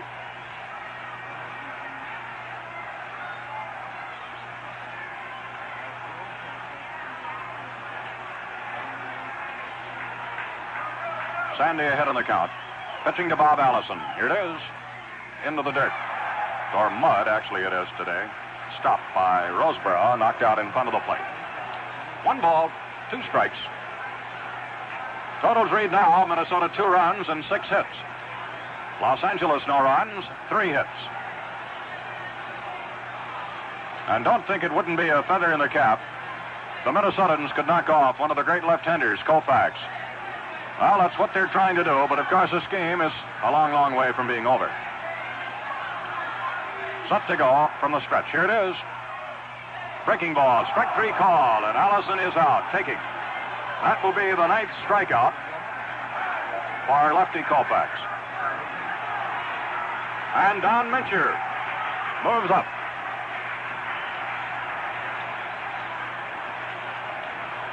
Mincher struck out and got a single to left. This is the first inning where either team's able to break through and score. The pitch, bouncing ball down to deep first base. Parker hurries, grabs, throws to Koufax in time, and that is all for Mincher. So the final out is made. 2 runs for Minnesota, 3 hits. There was 1 error and 2 left on base. And at the end of 6 innings of play from Minneapolis, score Minnesota 2, Los Angeles nothing. Fans, here's a Major League item that you may or may not be aware of. Walt Austin has had the longest managerial career in the majors. This is his 12th year with the Dodgers. Now, that's a record. And here's a record Gillette Foamy holds. It's the country's leading shaving cream. More men from coast to coast buy Foamy, lather up with Foamy, and enjoy the really clean shaves Foamy can give them. Because only Foamy contains K34 hexachlorophene, the antiseptic that actually cleanses your skin while you shave. And Foamy keeps your beard wet better. It supersaturates every whisker. For shaves big on comfort, really clean, get the shaving cream more men use. Gillette Foamy, the one with K34 antiseptic. You can't miss with Foamy.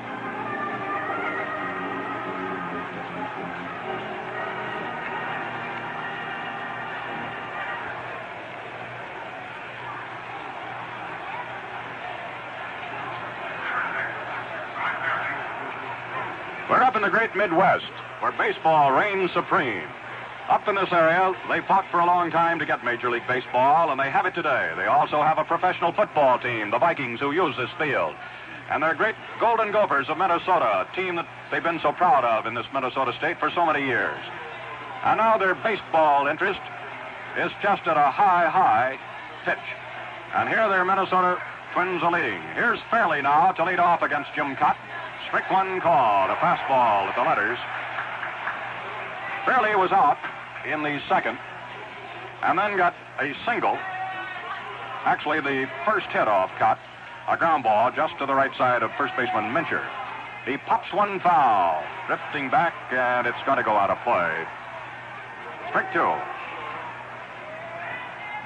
All the other managers in Big League Baseball are here. For the most part, the owners, the presidents of the two league, of course, the commissioner, and most of the scouts in various organizations are here. Here we go. Outside, a crossbar pitch for a ball. 2-0 score. Second game of the World Series, and Minnesota leading. Al Worthington is now tuning up in the bullpen, along with left-hander Jim Merritt. Pitch to Fairley. Takes high inside a ball to even it out. 2-2.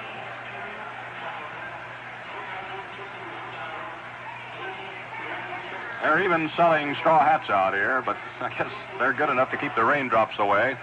It's been cloudy. It seems to me the rain has stopped at the moment. Ball to left, blooped, might be in there. Allison can't get it. It's in there for a base hit. And Fairley is on an opposite field single. Well, that's the third hit in the series for Fairley. He got the Dodgers in the lead yesterday with a home run, but it was short-lived. And here comes Jim Lefevre. This young man has got quite a future ahead of him. He's only 22 years old. He seems to have a little more power as a left-handed batter. But he's been a sweet ball player for the Dodgers. There's a line drive, and that's a hit to left field. Fairley goes to second, and the Dodgers now have the tying runs on. 2 on with nobody out. It was a fine catch by Allison that took extra bases away from Jimmy back in that fifth. Time is going to be called now. Here comes Sam Mealy out. Well, Joe, you've seen this club operate all year, and they have generated a lot of speed here and steam in a couple of days that we've seen them, and it looks like they're going to be tough to handle, these Twins. You're absolutely right about that, By, to the extent that Versailles never hesitate on the ball he hit, neither did Oliva, and they'll force the play and make you throw them out. They won't just be satisfied with one base. Sam Mealy's going to let his left-hander, Jim Codd, in to pitch to Wes Parker. Out in the bullpen, he's got Worthington, a right-hander, Merritt, a left-hander, and for the Dodgers, Paranowski is throwing. It's a 2-0 ball game. Top of the seventh, nobody out, base runners at first and second, By. And here we go. Here's a bunt. It's a little high pop in front of the plate, and it's going to do the job as far as moving those runners. Batty finally made the pickup. It stayed fair, so the bunt was in order, and the Dodgers have advanced those 2 runners. Fairley goes to third. Lefevre has hopped down to second base. 1 out. And Roseboro is coming to bat. There had been some talk with the speed and the daringness of the Dodger ball club that Mealy might start that left-hander Merritt in one game, but at the moment it doesn't appear that way. I believe that Mealy is counting on Pasquale for the third game at L.A. Roseboro gets a strike. Dunny flied to left and popped to Killebrew right near the box seats. 2-0.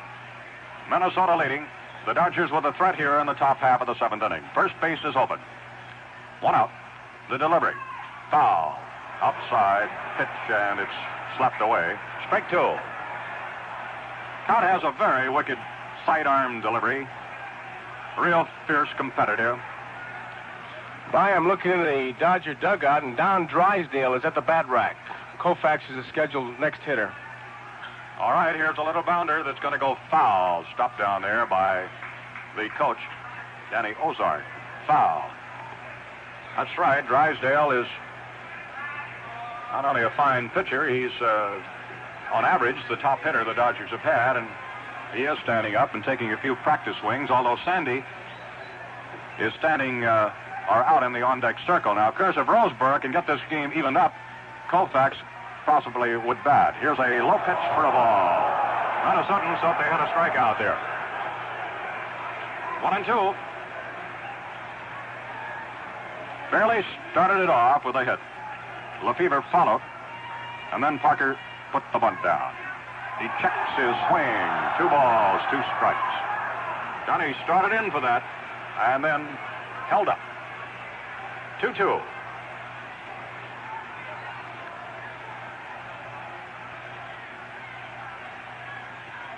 Cut ready. Throws the left arm around and let's go. And there's a line drive to right field. Olivo's up, can't get it, drops in. One run will score. The other runner is going to hold up. And on the throw to the plate, there goes Johnny Roseboro to second base. Oliva charged the ball, and it appeared he might get to it, but it drops in front of him. For a moment, I had visions of two men coming in. However, Lefebvre stopped at third base. But as the throw was directed toward home plate, Roseboro took off and makes it into second base. So it's 2-1 now. The Dodgers have scored. Fairley has crossed the plate. Roseboro gets a run batted in. And we're checking now to see, and it appears that Koufax is going to be lifted. That's right. Drysdale, the losing pitcher only yesterday, is coming out to bat for Koufax. There was a good piece of base running by John Roseboro. Once he saw the ball head towards the plate, not only does he go into scoring position as the tie-breaking run, but he eliminates the possibility of the ground ball double play. The infield have to come in and choke off the run at the plate. A fine piece of base running by Roseboro. Also, it's forcing Minnesota now to move its infield up. First base is open, and right-handed hitting Drysdale is up. And he cuts and misses. Strike one. Now, yesterday, Don only got up one time, and he grounded out against Jim Grant. Olivo's throw, after failing to get to that line drive, he made a bit of a high throw to the plate and late. Swing and a miss. Strike two. 0-2. And count is ahead. So the Dodgers are right back in this thing. 2-1. And the Dodgers will be going to the bullpen. I see Peronowski is still warming up out there. The pitch. Swing. He struck him out on three pitches. Drysdale goes down swinging. That is the second strikeout for Cott. And that'll put it up to Maury Wills. A little speed merchant, captain of the L.A. Ball Club. He has one hit in 3 official trips to the plate.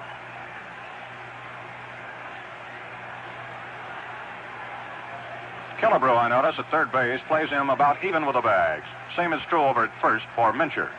Here we go. High outside a ball. Game is in the top of the 7th.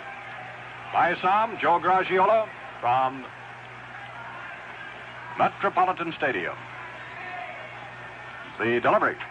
Pops a fly ball back at second base. Coming in is Nossick. He makes the call, and Joe wraps it up for the final out. So, 1 run for the Dodgers, 3 hits in that inning, 2 left. And the score as we move into the last half of the 7th inning, 2-1, Minnesota. Hey, start the day with Sun Up. Put on a happy face. Splash on a dash of Sun Up.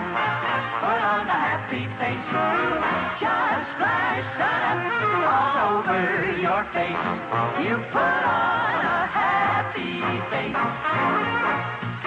Yes, Gillette Sun Up Aftershave gives your face a happy feeling. Sun Up is 1-up on all the others. Splash on a dash. There's refreshment. Smells better, feels better. Doesn't sting. Manlier, and women think so too. So get yourself a bottle. Right after your morning shave or any time of day, for that top of the morning feeling, just open, splash, and man, that's Sun Up. Just splash Sun Up all over your face. You put on a happy face. Sun Up Aftershave from Gillette, the people who know men best. We've got a new pitcher coming along for the Dodgers. It looks like lefty Peronowski. And before he gets in and gets ready to go, we'll pause 30 seconds for station identification. 810 on your dial, WGY Schenectady. A little music to mix by from Saratoga Vichy, the one that fizzes and fizzes and fizzes and fizzes. Are you mixing with the best? Saratoga Vichy with the yellow label. It outsells all the rest. The genuine Vichy with the yellow label. Tastes better tonight. Feel better tomorrow. Saratoga with the yellow label. And fizzes, Saratoga Vichy never leaves you flat. Come on to pitch for the Dodgers. A tremendous piece of pitching by Jim Cott in the 7th inning as he got the pinch hitter Don Drysdale. I tell you, the way you measure pitchers, many baseball people, is what happens when there's a man on third and less than 2 outs. And Jim Cott was in that situation, struck out Drysdale, and got the very tough Maury Wills on a fly ball into center field. So the scoreboard right now, it's the Minnesota Twins, 2 runs, 6 hits, and no errors. Dodgers, 1 run, 6 hits, and 2 errors. It'll be Baranowski against Quillisi. And now here's Byron Samm. Baranowski, I understand, was asking for a chance to do some pitching yesterday. They put him in the game. He's considered to be one of the top relievers. And he was a little wild. He made 2 walks yesterday and worked 2 shutout innings. But here he is behind Koufax. Sandy pitched 6 innings, allowed 6 hits, 2 runs. And here is lefty Baranowski's delivery, low for the ball. Quillisi has gone up twice. He walked and he popped out to Lefevre at second base. Here it is. Bouncing foul down to Billy Martin at third base. He gets a hand. 1-1. We look for Billy Martin to be a manager in the major leagues one of these days. He's got all the great assets. Real aggressive young man, and been quite an asset to Sam Mealy up here, as well as the rest of the coaching staff of Minnesota. They give a lot of credit to Johnny Sain, the old tobacco-chewing right-hander, giving us a little line on his pitchers today. Here's one low and outside. 2-1. They've announced the attendance today at 48,700. 48,700 right on the nose. Here's the mounting ball sharply hit the Wills. He digs it out and the hole, throws in time, and that is all for Quillisi. Short to first. 1 down. And the pitcher, Jim Cott. Jim ought to feel pretty happy about his performance up to now. He's leading 2-1. He struck out twice against Koufax. Ronnie delivers, and the pitch is low for a ball. Baranowski's got a very puzzling move. Funny thing, sometimes left-handers hit him a little better than right-handers. He delivers, and it's low. Ball 2. On the scoreboard, for those that are just tuning us in from the Twin Cities in Minnesota, the Dodgers 1 run, 6 hits, 2 errors. Minnesota 2 runs, 6 hits, and no errors. Tight-fisted ball game. Koufax is out of the game, lifted for a pinch hitter. Cott is still in. Strict call. 2-1. The rest of the Dodger ball club aligned as they were at the start, except for Baranowski. Foul. Strike 2. Tomorrow will be a traveling day. Most of the correspondents and baseball people are going out of here. A lot of them on chartered flights tonight, heading for Los Angeles. And the next game in the World Series will be on at 3:45 Eastern Daylight Time on Saturday afternoon. Game 3, and right now it appears that right-hander, the great curveballer Pasquale, will go against lefty Claude Osteen. 2-2 pitch. Swing and a miss, and that's all for Jim Cott. A strikeout.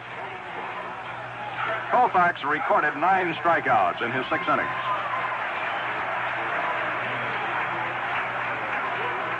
And the aggressive shortstop, Versailles.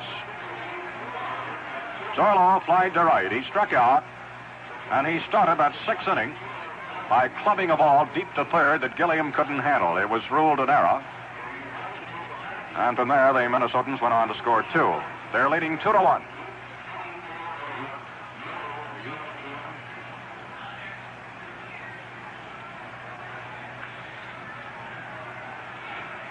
Two up.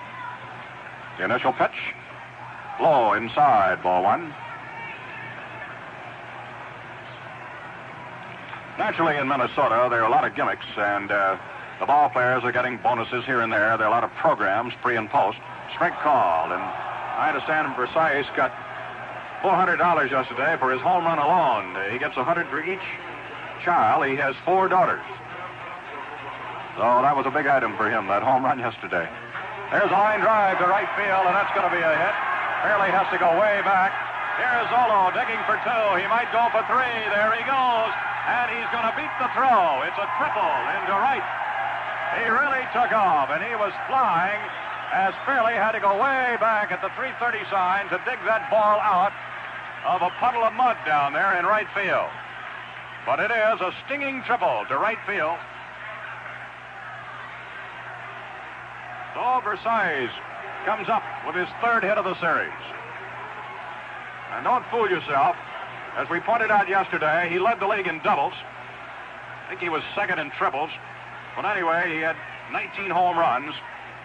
And here is a ringing triple to give Minnesota, with 2 out, a scoring potential here in the 7th inning. A runner at third and coming to bat, right-handed hitting Joe Nozick. Well, they break another record today, 48,700. Most of these tickets sell, too, at $8 and $12 a throw. Here's the pitch to Nozick. Takes low, a ball. You never know how a World Series is going to turn, but certainly Minnesota has had the upper hand now. They knocked Drysdale out, and they have disposed of Koufax today. Here's a long lead. The pitch is into the dirt. Ball skips by Roseboro. Versailles comes home. He scores.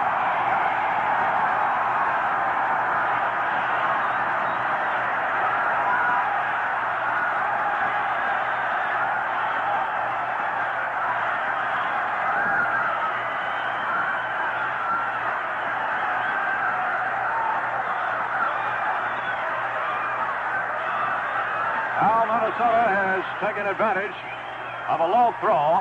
The ball skidded and bounced away from the plate about 12 feet. And as Roseboro went for it, the ever-alert Versailles took off for home. Roseboro didn't believe he had a chance in the world to pick it up and make the play himself, so he gave it a little backhanded flip and hoped Peronowski would be there. But it didn't negotiate in time, and Versailles comes trotting across with another run. It's 3-1 now.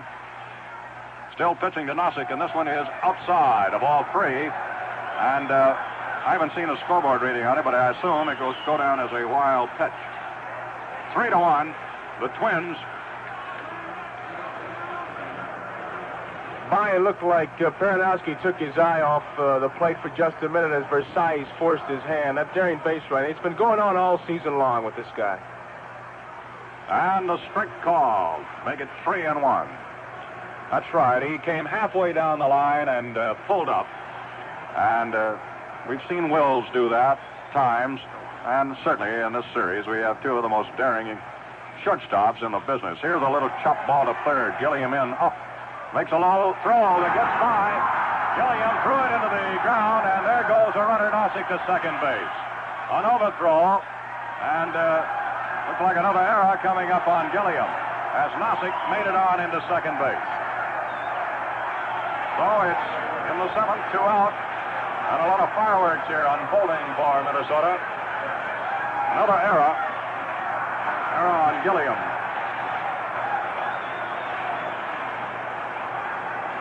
All-lead runner at second base.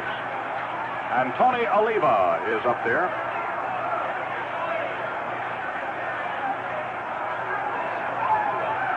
All of this coming about with 2 down.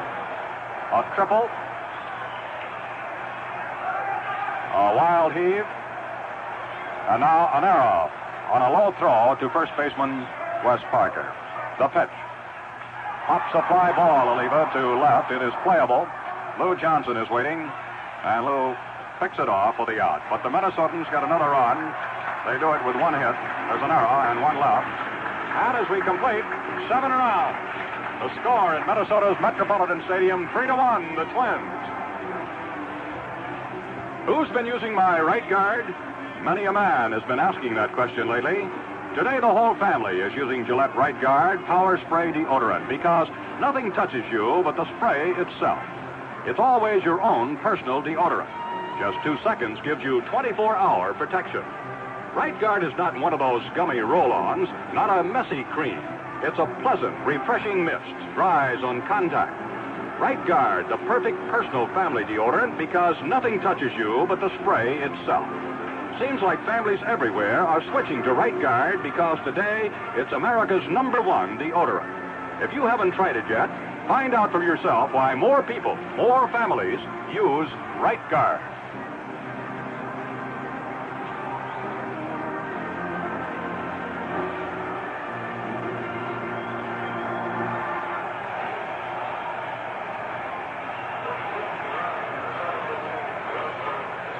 Well, once again, it was proven that there's no substitute for speed. Versailles stretched that into a triple, forced the hand by a good bluff like he was going to steal home, got a wild pitch, and picked up a big run. Just no substitute for speed, and these Twins are forcing the hand. By? And we're ready to go with the Dodgers at bat in the eighth. Gilliam takes the strike. And I'll say truthfully, Joe, I don't believe there are many clubs in the National League that have forced this kind of play on the Dodgers during the year. They usually were forcing it on you. Here's a strike to Todd, Jr. He is 0 for 3 as a batter. Flied to center, flied out to right, and grounded out to third base. Scott is pitching a very strong game. There's a pop foul upstairs. He has only given 6 hits to the Dodgers. When you start forcing hands like that, it actually begins in the clubhouse because they'll start talking about, now, don't take anything for granted. This fellow will take the extra base, and it'll get the infielders and outfielders edgy. Next pitch is low and outside. A ball. Gilliam, the leadoff batter, and it's getting late for the Dodgers. Of course, this club really had a scrap on its hand. They had to stave off the San Francisco Giants. For a while, it was Cincinnati, and they didn't clinch the pennant until Saturday, the next to last day of the 65 pennant race. Ball 2 is served up, 2-2. Lefty Cott is only 25 years old. There's a fly ball left center. Looks like it's high enough to be playable by Nossick, and the center fielder grabs it off for the out. 1 down. 8th inning. On the scoreboard, 1 run for the Dodgers. They have 6 hits. They've committed 3 errors. Minnesota has 3 runs, 7 hits, and they're playing errorless ball.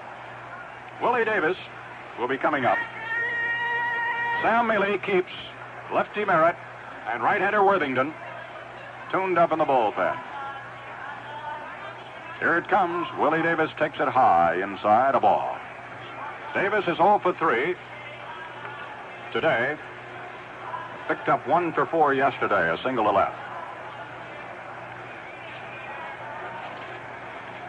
The pitch hammers a ball back to Mincer. Don is up, needs help. There's the pitcher covering, and they've worked that play 3 times on Willie Davis today. First baseman to the pitcher covering. That's a play they always work on in spring training, and they're really getting workout on that one on Willie Davis. 2 out. Lou Johnson.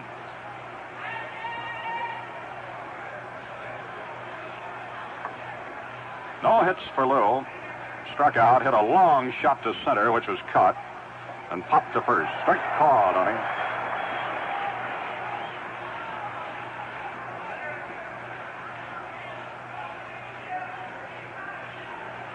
Here she comes. Bouncing ball hit out near second base. Here comes the second baseman. Fullesy makes it to first for the final out. No runs, no hits, nobody left on. We head into the last half of the 8th inning. And the score, Minnesota Twins 3, Los Angeles Dodgers 1. Heads up, handsome. Heads up, handsome. Heads up, handsome. Heads up. Man, when you hear that call, head straight for Heads Up, Gillette's new kind of hair grooming. Combs right in so you can't tell it's there. Heads up, look alive, be a heads-up kind of guy with you. Heads up, by Gillette. Heads Up, Gillette's great new hair grooming discovery for men. In 2 different forms, Heads Up Liquid, Heads Up Tube. Not greasy, not drying, never messy. Clean, modern Heads Up rinses right off your hands. Combs right in so you can't tell it's there. Remember, men, for a handsome head of hair that stays that way all day. Heads up, handsome. Heads up, look your best. Keep your hair looking its handsomest with new Heads Up, by Gillette. Heads Up Liquid, Heads Up Tube. New from Gillette, the people who know men best.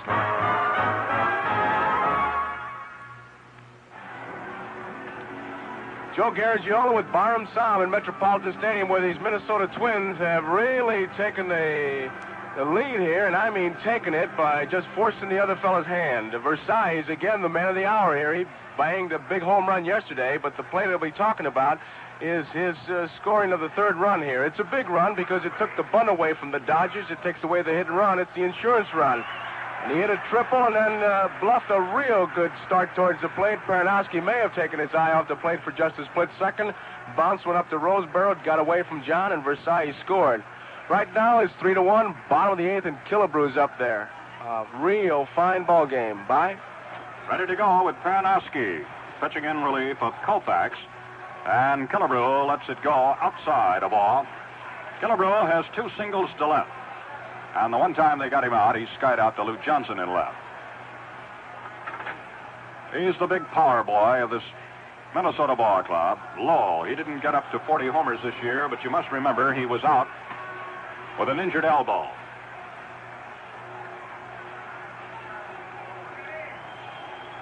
The pitch. Swing and a foul. 2-1.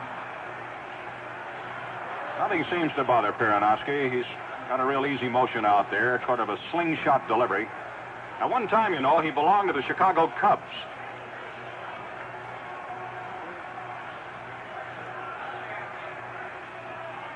Minnesota leading by 2. Yesterday, they won 8-2. And the pitch. Breaking ball. It stays outside. 3-1. Killebrew, Batty, Allison. All right-handers and all long ball hitters. At the plate in this 8th. The pitch.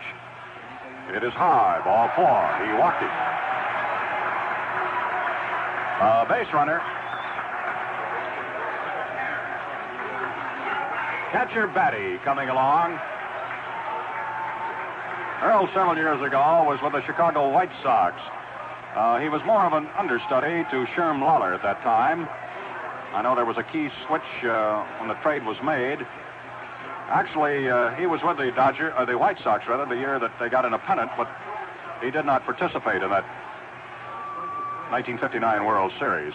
All right, inside a ball. He has 1 hit today. Single to left.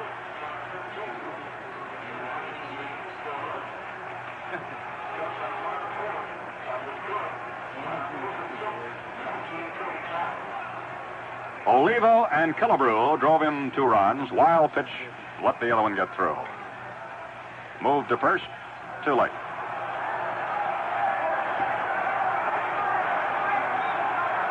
Score again is 3-1, the Twins. Late in the game, here's a bunt attempt, and it's fouled over to the on-deck circle. 1-1.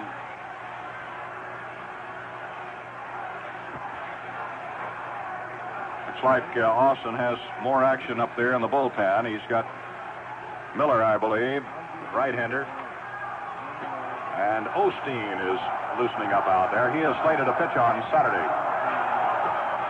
Well, the Minnesotans are really a gay crowd, and now they're trying to encourage Killebrew to steal, I guess.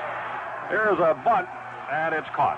Roseboro just stepped back a stride, and that little twisting pop wasn't very high, and Roseboro has it. 1 out. Bob Allison, he will long be known as a hero up here for a great running catch that he made on Lefebvre. He didn't have any luck at all hitting against Koufax. He went out 3 times on strikes.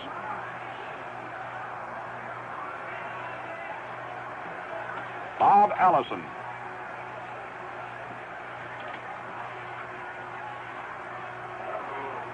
Lefty Paranowski comes over, a strike.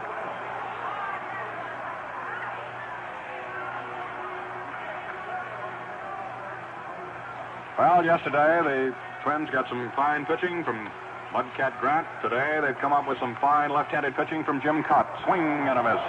Strike 2. Totals read the Dodgers 1 run, 6 hits and 3 errors. The Twins 3 runs, 7 hits and no errors. It was a 0-0 ball game up until the 6th inning when Minnesota started the scoring. There's a chop foul that goes toward the home dugout, but then bounces high and goes into the crowd. Even though it's been a wet day here in Minnesota, it's been a gay crowd, and it seems like the concessionaires are doing another fine business today. This game is now in the 8th inning. Minnesota batting. Killebrew's at first, 1 out. To the plate, outside, a ball. 1-2. Well, the scene will shift. The next 3 games will go to Southern California. Of course, Minnesota has a slight advantage because they played 9 of their games during the past campaign out there against the Angels. There's a long, high foul that's going to left. Allison has hit 2 of them down in that same section today. 1-2.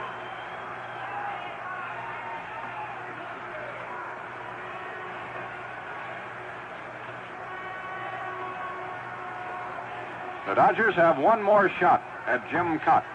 Fairley, Lefevre, and Parker are to be the batters in the 9th inning.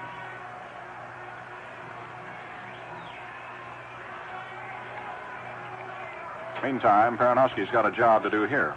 The stretch, he delivers. There's a line drive, a base hit to right center. That ball might go for a couple. There goes Killebrew. He'll make it to third. There goes Allison. A stand-up double into right center field as Willie Davis picked up the ball. So the Twins have another threat going.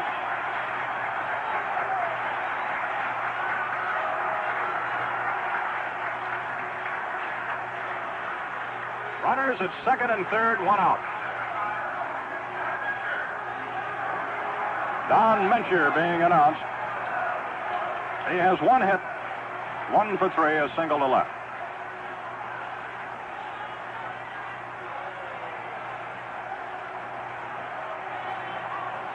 L.A. moves that inner defense up.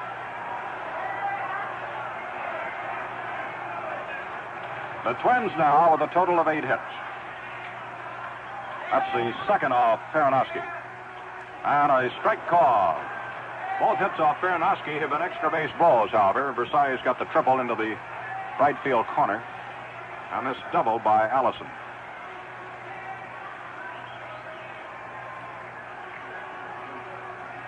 Here it is. Swing and a miss. Strike 2.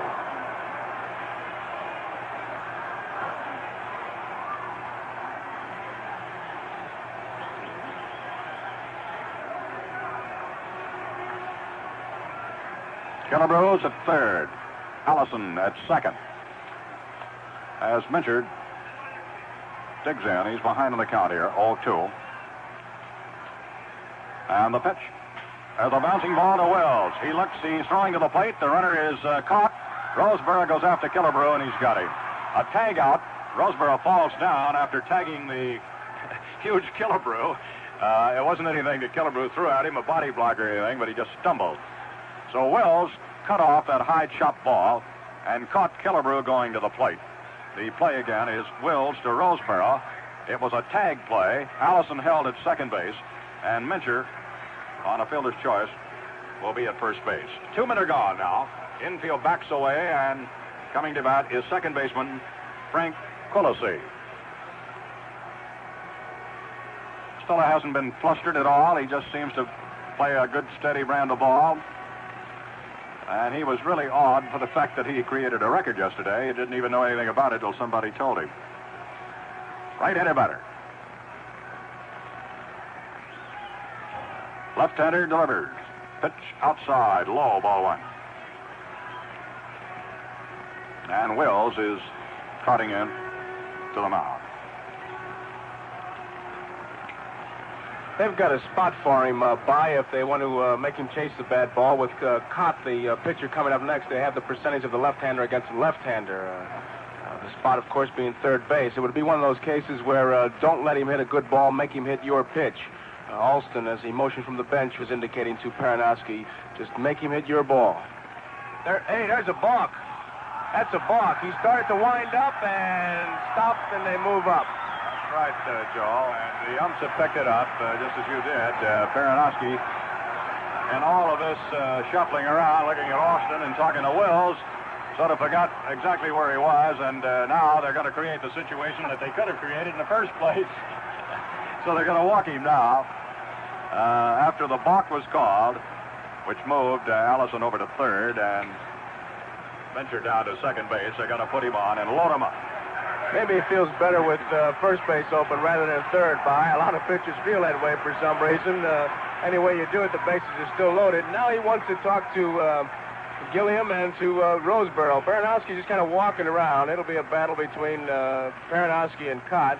And Gilliam, who started out as a coach, will have to kind of act as a babysitter here to calm his pitcher down, because it's been a situation of going in a revolving door and just walking around, not getting out. We don't even know now whether they created the situation with an intentional balk or not. But they've got the bases loaded. Cott is the batter. He has gone down swinging 3 different times. Ronnie delivers. All right, pitches outside. Of course, one thing you try to do is keep the other team from getting that runner to third because there are a lot of easy ways to get home from third where you couldn't make it from second. It's 3-1 here in the last of the 8th inning. Minnesota's been forcing the issue all during the latter part of this ball game. Here's a long lead to try to upset Peronowski. A ground ball, base hit to center field. Top singles, 1 run in. Here comes another man home.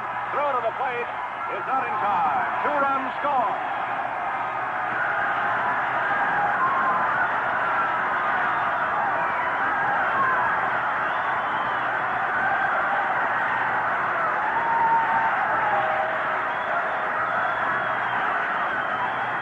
Well, what do you know? Jim Cott, some coach along the line, Joe, said when I mentioned his hitting, a hitting pitcher of renown. Anyway, he certainly falls into that category now. He gets himself a single, and that might knock Peronowski right out of the ball game. The Twins now have hiked their lead up to 5-1, and this has got to be the biggest hit that Jim Cott has ever picked up in his life. I'm sure it is. He's the type hitter in the batter's box that manager Sam Mealy has been able to hit and run with. He tried it earlier in the 3rd inning with Cott hitting, and he missed the ball, and Quillisi was out on a throw from Roseboro to Wills. But he gets a piece of the ball, and he battles you. That's the big thing. He helps himself on a mound in the batter's box, and right now he's got himself a 5-1 lead. And while the pitching change is being made, we pause 30 seconds for station identification. 810 on your dial, WGY Schenectady.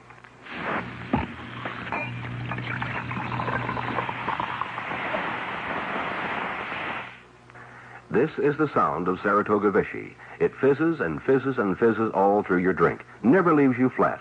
But Saratoga Vichy has more than lively action. It has a dry, satisfying taste that compares with, well, nothing else, really. That's because nature gives Saratoga Vichy a delicate balance of ingredients that man-made mixers just can't duplicate. Try the authentic Vichy, Saratoga Vichy, with the yellow label. It's a natural. Bottom half of the 8th inning as the Twins lead by the score of 5-1. Base runners at first and second. Quillisi is on at second base. Jim Cott is on at first base, although right now he's in the dugout taking a breather and probably kidding around figuring up his batting average. He's 1 for 4, and he knows he's hitting .250 right now, but that scoreboard tells him that he's leading by 4, 5-1. It's been a Minnesota take-charge outfit in both these ball games. The key plays have been running plays. Versailles got a big run to third. The 3rd run, that came in the 7th inning when he hit a triple and really looked like he was going to steal home and got a wild pitch out of it. But here with Cott up there, he picks up 2 big extra runs, cushion runs, and it's a 5-1 score. It'll be Austin pitching for the Dodgers and Pasquale for the Minnesota Twins as the scene shifts to Los Angeles. And I'm sure there are many people throughout the country who certainly didn't figure this to be the situation. The Twins taking the first game, knocking out Drysdale, and the second game, knocking out Koufax. But that's what's happened, and I guess that's the story of any World Series. Stranger things than that have happened by. That is true. Here's a young man from out of St. Louis, Missouri, stepping into pitch now. His name is Bob Miller. This will be his first World Series game, to my knowledge. He's a tough customer. He throws hard, and he's saved many a ball game for the Dodgers in the years that he's been there. He was with the Mets for a while. So Versailles will be leading off. They've got 2 runners aboard, 2 out. They've cashed in with 2 more runs. And just to think, as far back as the 5th inning, this still was a scoreless pitching duel between Jim Cott and Sandy Koufax. But the Twins have broken that 0-0 tie wide open here late in the game. Versailles already has been on twice, and each time on he has scored. He got on through an error. He got on with a triple. So Bob Miller takes over. Peronowski worked 1 2/3 innings, allowed 3 hits and 3 runs. And Koufax pitched 6 innings and was touched for 2 runs and 6 hits and had 9 strikeouts. 5-1 the Twins. Game 2 in the World Series. They won the opener yesterday 8-2. And it will be a mighty struggle for the Dodgers should they go down in this game, although they will be returning home. The stretch in the pitch. Low breaking ball outside. 1-0.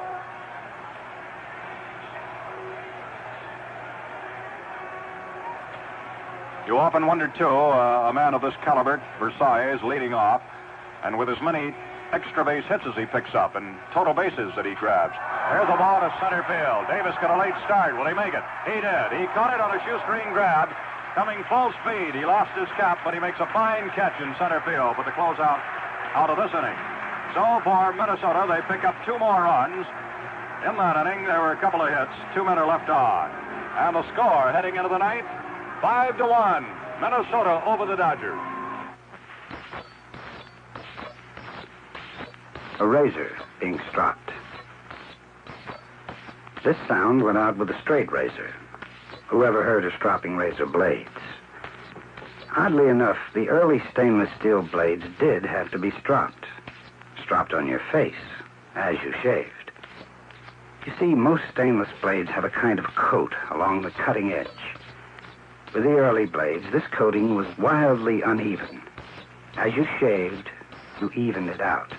You might say you were stropping the blade on your face. This stropping stopped with the Gillette stainless steel blade. Gillette had developed an exclusive process for coating the blade edge evenly. No valleys, no peaks, no mistakes to correct on your face. The finest stainless steel blade in the world from Gillette. Well, it'll be Jim Cott to try to get the 3 toughest outs in baseball when you've got that lead in the 9th inning, and it'll be Ron Fairley to lead it off for the Dodgers, and once again, here is Byrum Samm. Ready to go with Fairley leading off. He has 2 hits. The left-hander Cut comes in low for the ball. Single to left and a single to right for Fairley.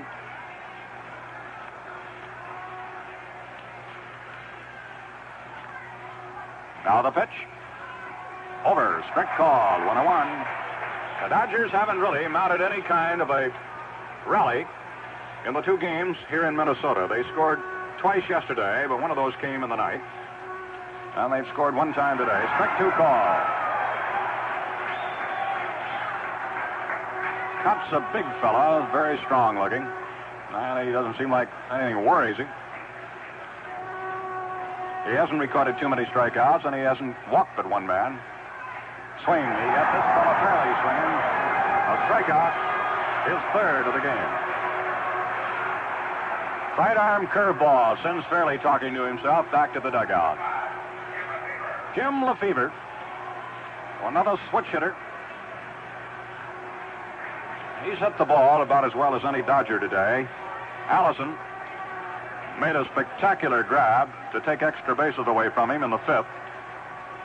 And he got a hit the last time up. Ball 1 is low.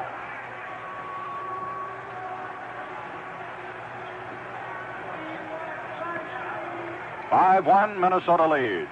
Second game of the '65 World Series. Inside a ball. 2-0.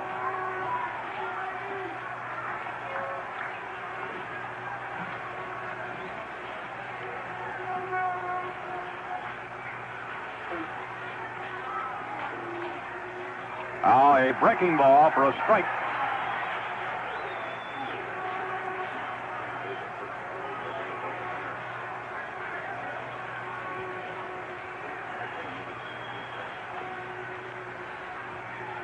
One out on the 2-1 pitch coming in, and there's a base hit to left field. Jimmy Lefevre sends that ball to left.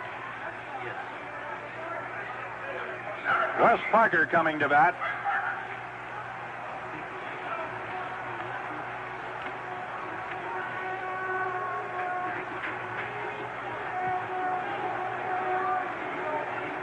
Here's a story on Wes Parker. He walked, he got a base hit, and he sacrificed in the 7th inning, moving 2 runners along with a bunt. Inside, ball 1.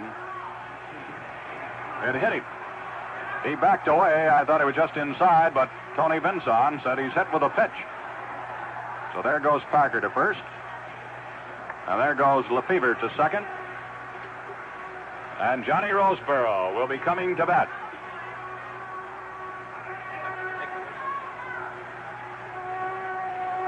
In a way, it's fortunate, I guess, that the World Series will be moving away from here. I understand there's more rain in the weather picture for tomorrow, but tomorrow is a traveling day and an off day.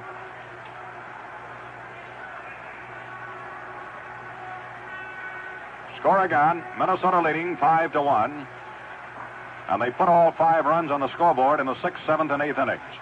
2-on for the Dodgers as they try to come back here in the 9th. Roseboro fouls one away, strike 1. He flied out to left, fouled to third, and singled to right field. His single drove in LA's only run. Steps out, cut, working a little too fast for him. Here we go, the pitch.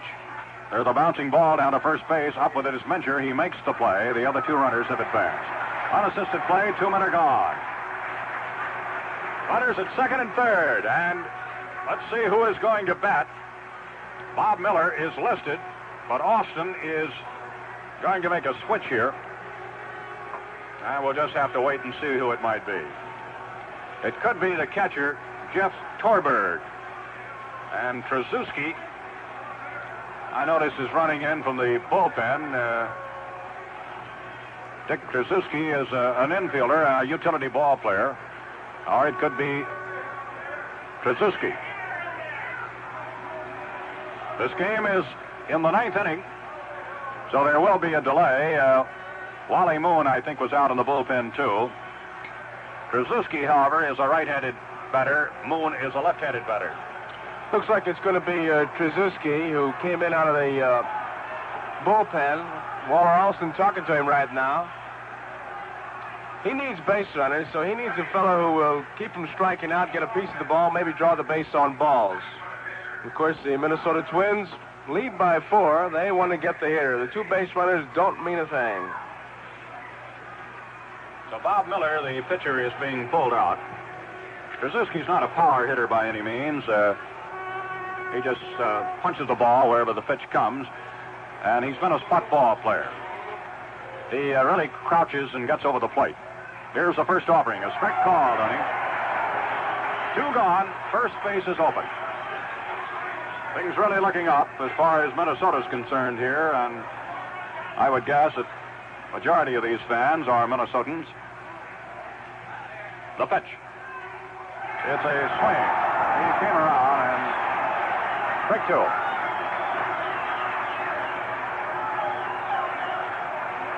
2. Jim Cott pitching a very strong game. Infield is back. Ahead of Trzaskowski, and Trixie, as they call him, steps out. 2 gone.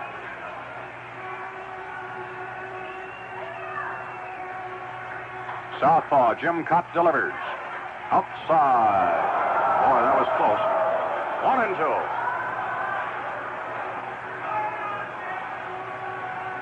Minnesota has the lead, 5-1. They took that lead in the 6th inning. It was 2-0. There was 2-1, but they added 1 in the 7th and 2 more in the 8th. Runner at third base, Lefevre. Parker's at second, and there's a ball hit right at the center. He's got it. Jimmy Cott didn't even know he had it. Line drive. He grabs in the heel of the glove. The game is over. So, no runs, 1 hit, 2 left. The final score, Minnesota wins it 5-1. In a moment, we will review the highlights of the game for you.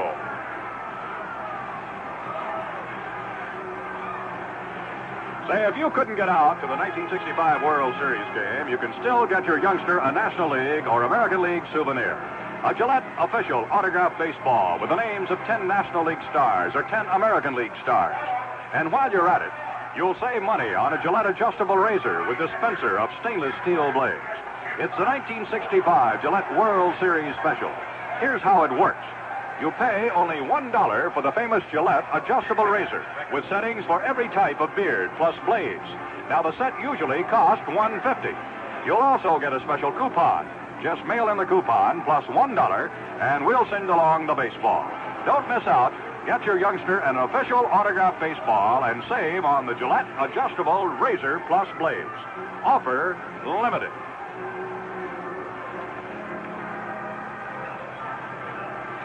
Well, the ball game is over, and Minnesota definitely in the driver's seat. They have taken game 2. They've had 2 finely pitched ball games. Jim Cott did it today. Yesterday was Mudcat Grant. And for the highlights and totals and wrap-up of this ball game, we're going to switch right back to Joe Garagiola. Okay, Byron, Samm. Well, a record crowd here at Metropolitan Stadium, some 48,700 people, saw the Minnesota Twins do something that I'm sure very few ball players outside of the players themselves thought they could do. They knocked out Drysdale yesterday and Koufax today and really took charge of this World Series. It was in the 6th inning that it really started for the Minnesota Twins, and Versailles right in the middle of it. He slashed one off Jim Gilliam's shins. It was ruled an error for Gilliam. Then a sacrifice. Noliva got his first base hit, a double. Then Killebrew with the base hit made it a 2-0 ball game. Dodgers came back to score their run in the 7th inning, but once again Versailles in the 7th, a triple and a wild pitch, and really forced a hand, picked up a big run. 2 more in the 8th inning, made it a 5-1 ball game. 5 runs, 9 hits, and no errors for the Minnesota Twins. It was 1 run, 7 hits, and 3 errors for the Dodgers. The winning pitcher, Jim Cott, and he ended the game by coming up with a line drive, hit off the bat of pinch hitter Dick Trzaskowski. Cott the winner, Koufax the loser. We might point out that one of the big tip-offs of the scrambling of this Dodger ball club was that in the 7th inning, when they had a chance to get right back in this ball game, they went to Don Drysdale as a pinch hitter. Drysdale's a fine hitting pitcher, but nonetheless still a pitcher, but Alston felt that was the biggest hitter. Well, it moves now to Los Angeles. It's a travel date, and then Saturday it'll be Austin for the Dodgers and Camilo Pascual for the Minnesota Twins. Our producer was Len Dillon. Our engineer was Dan Hozak. And this broadcast is authorized under broadcasting rights granted by the Commissioner of Baseball solely for the entertainment of our listening audience. In any publication, rebroadcast, or other use of the descriptions and accounts of this game without the express written consent of the Commissioner of Baseball is prohibited. So tune in Saturday.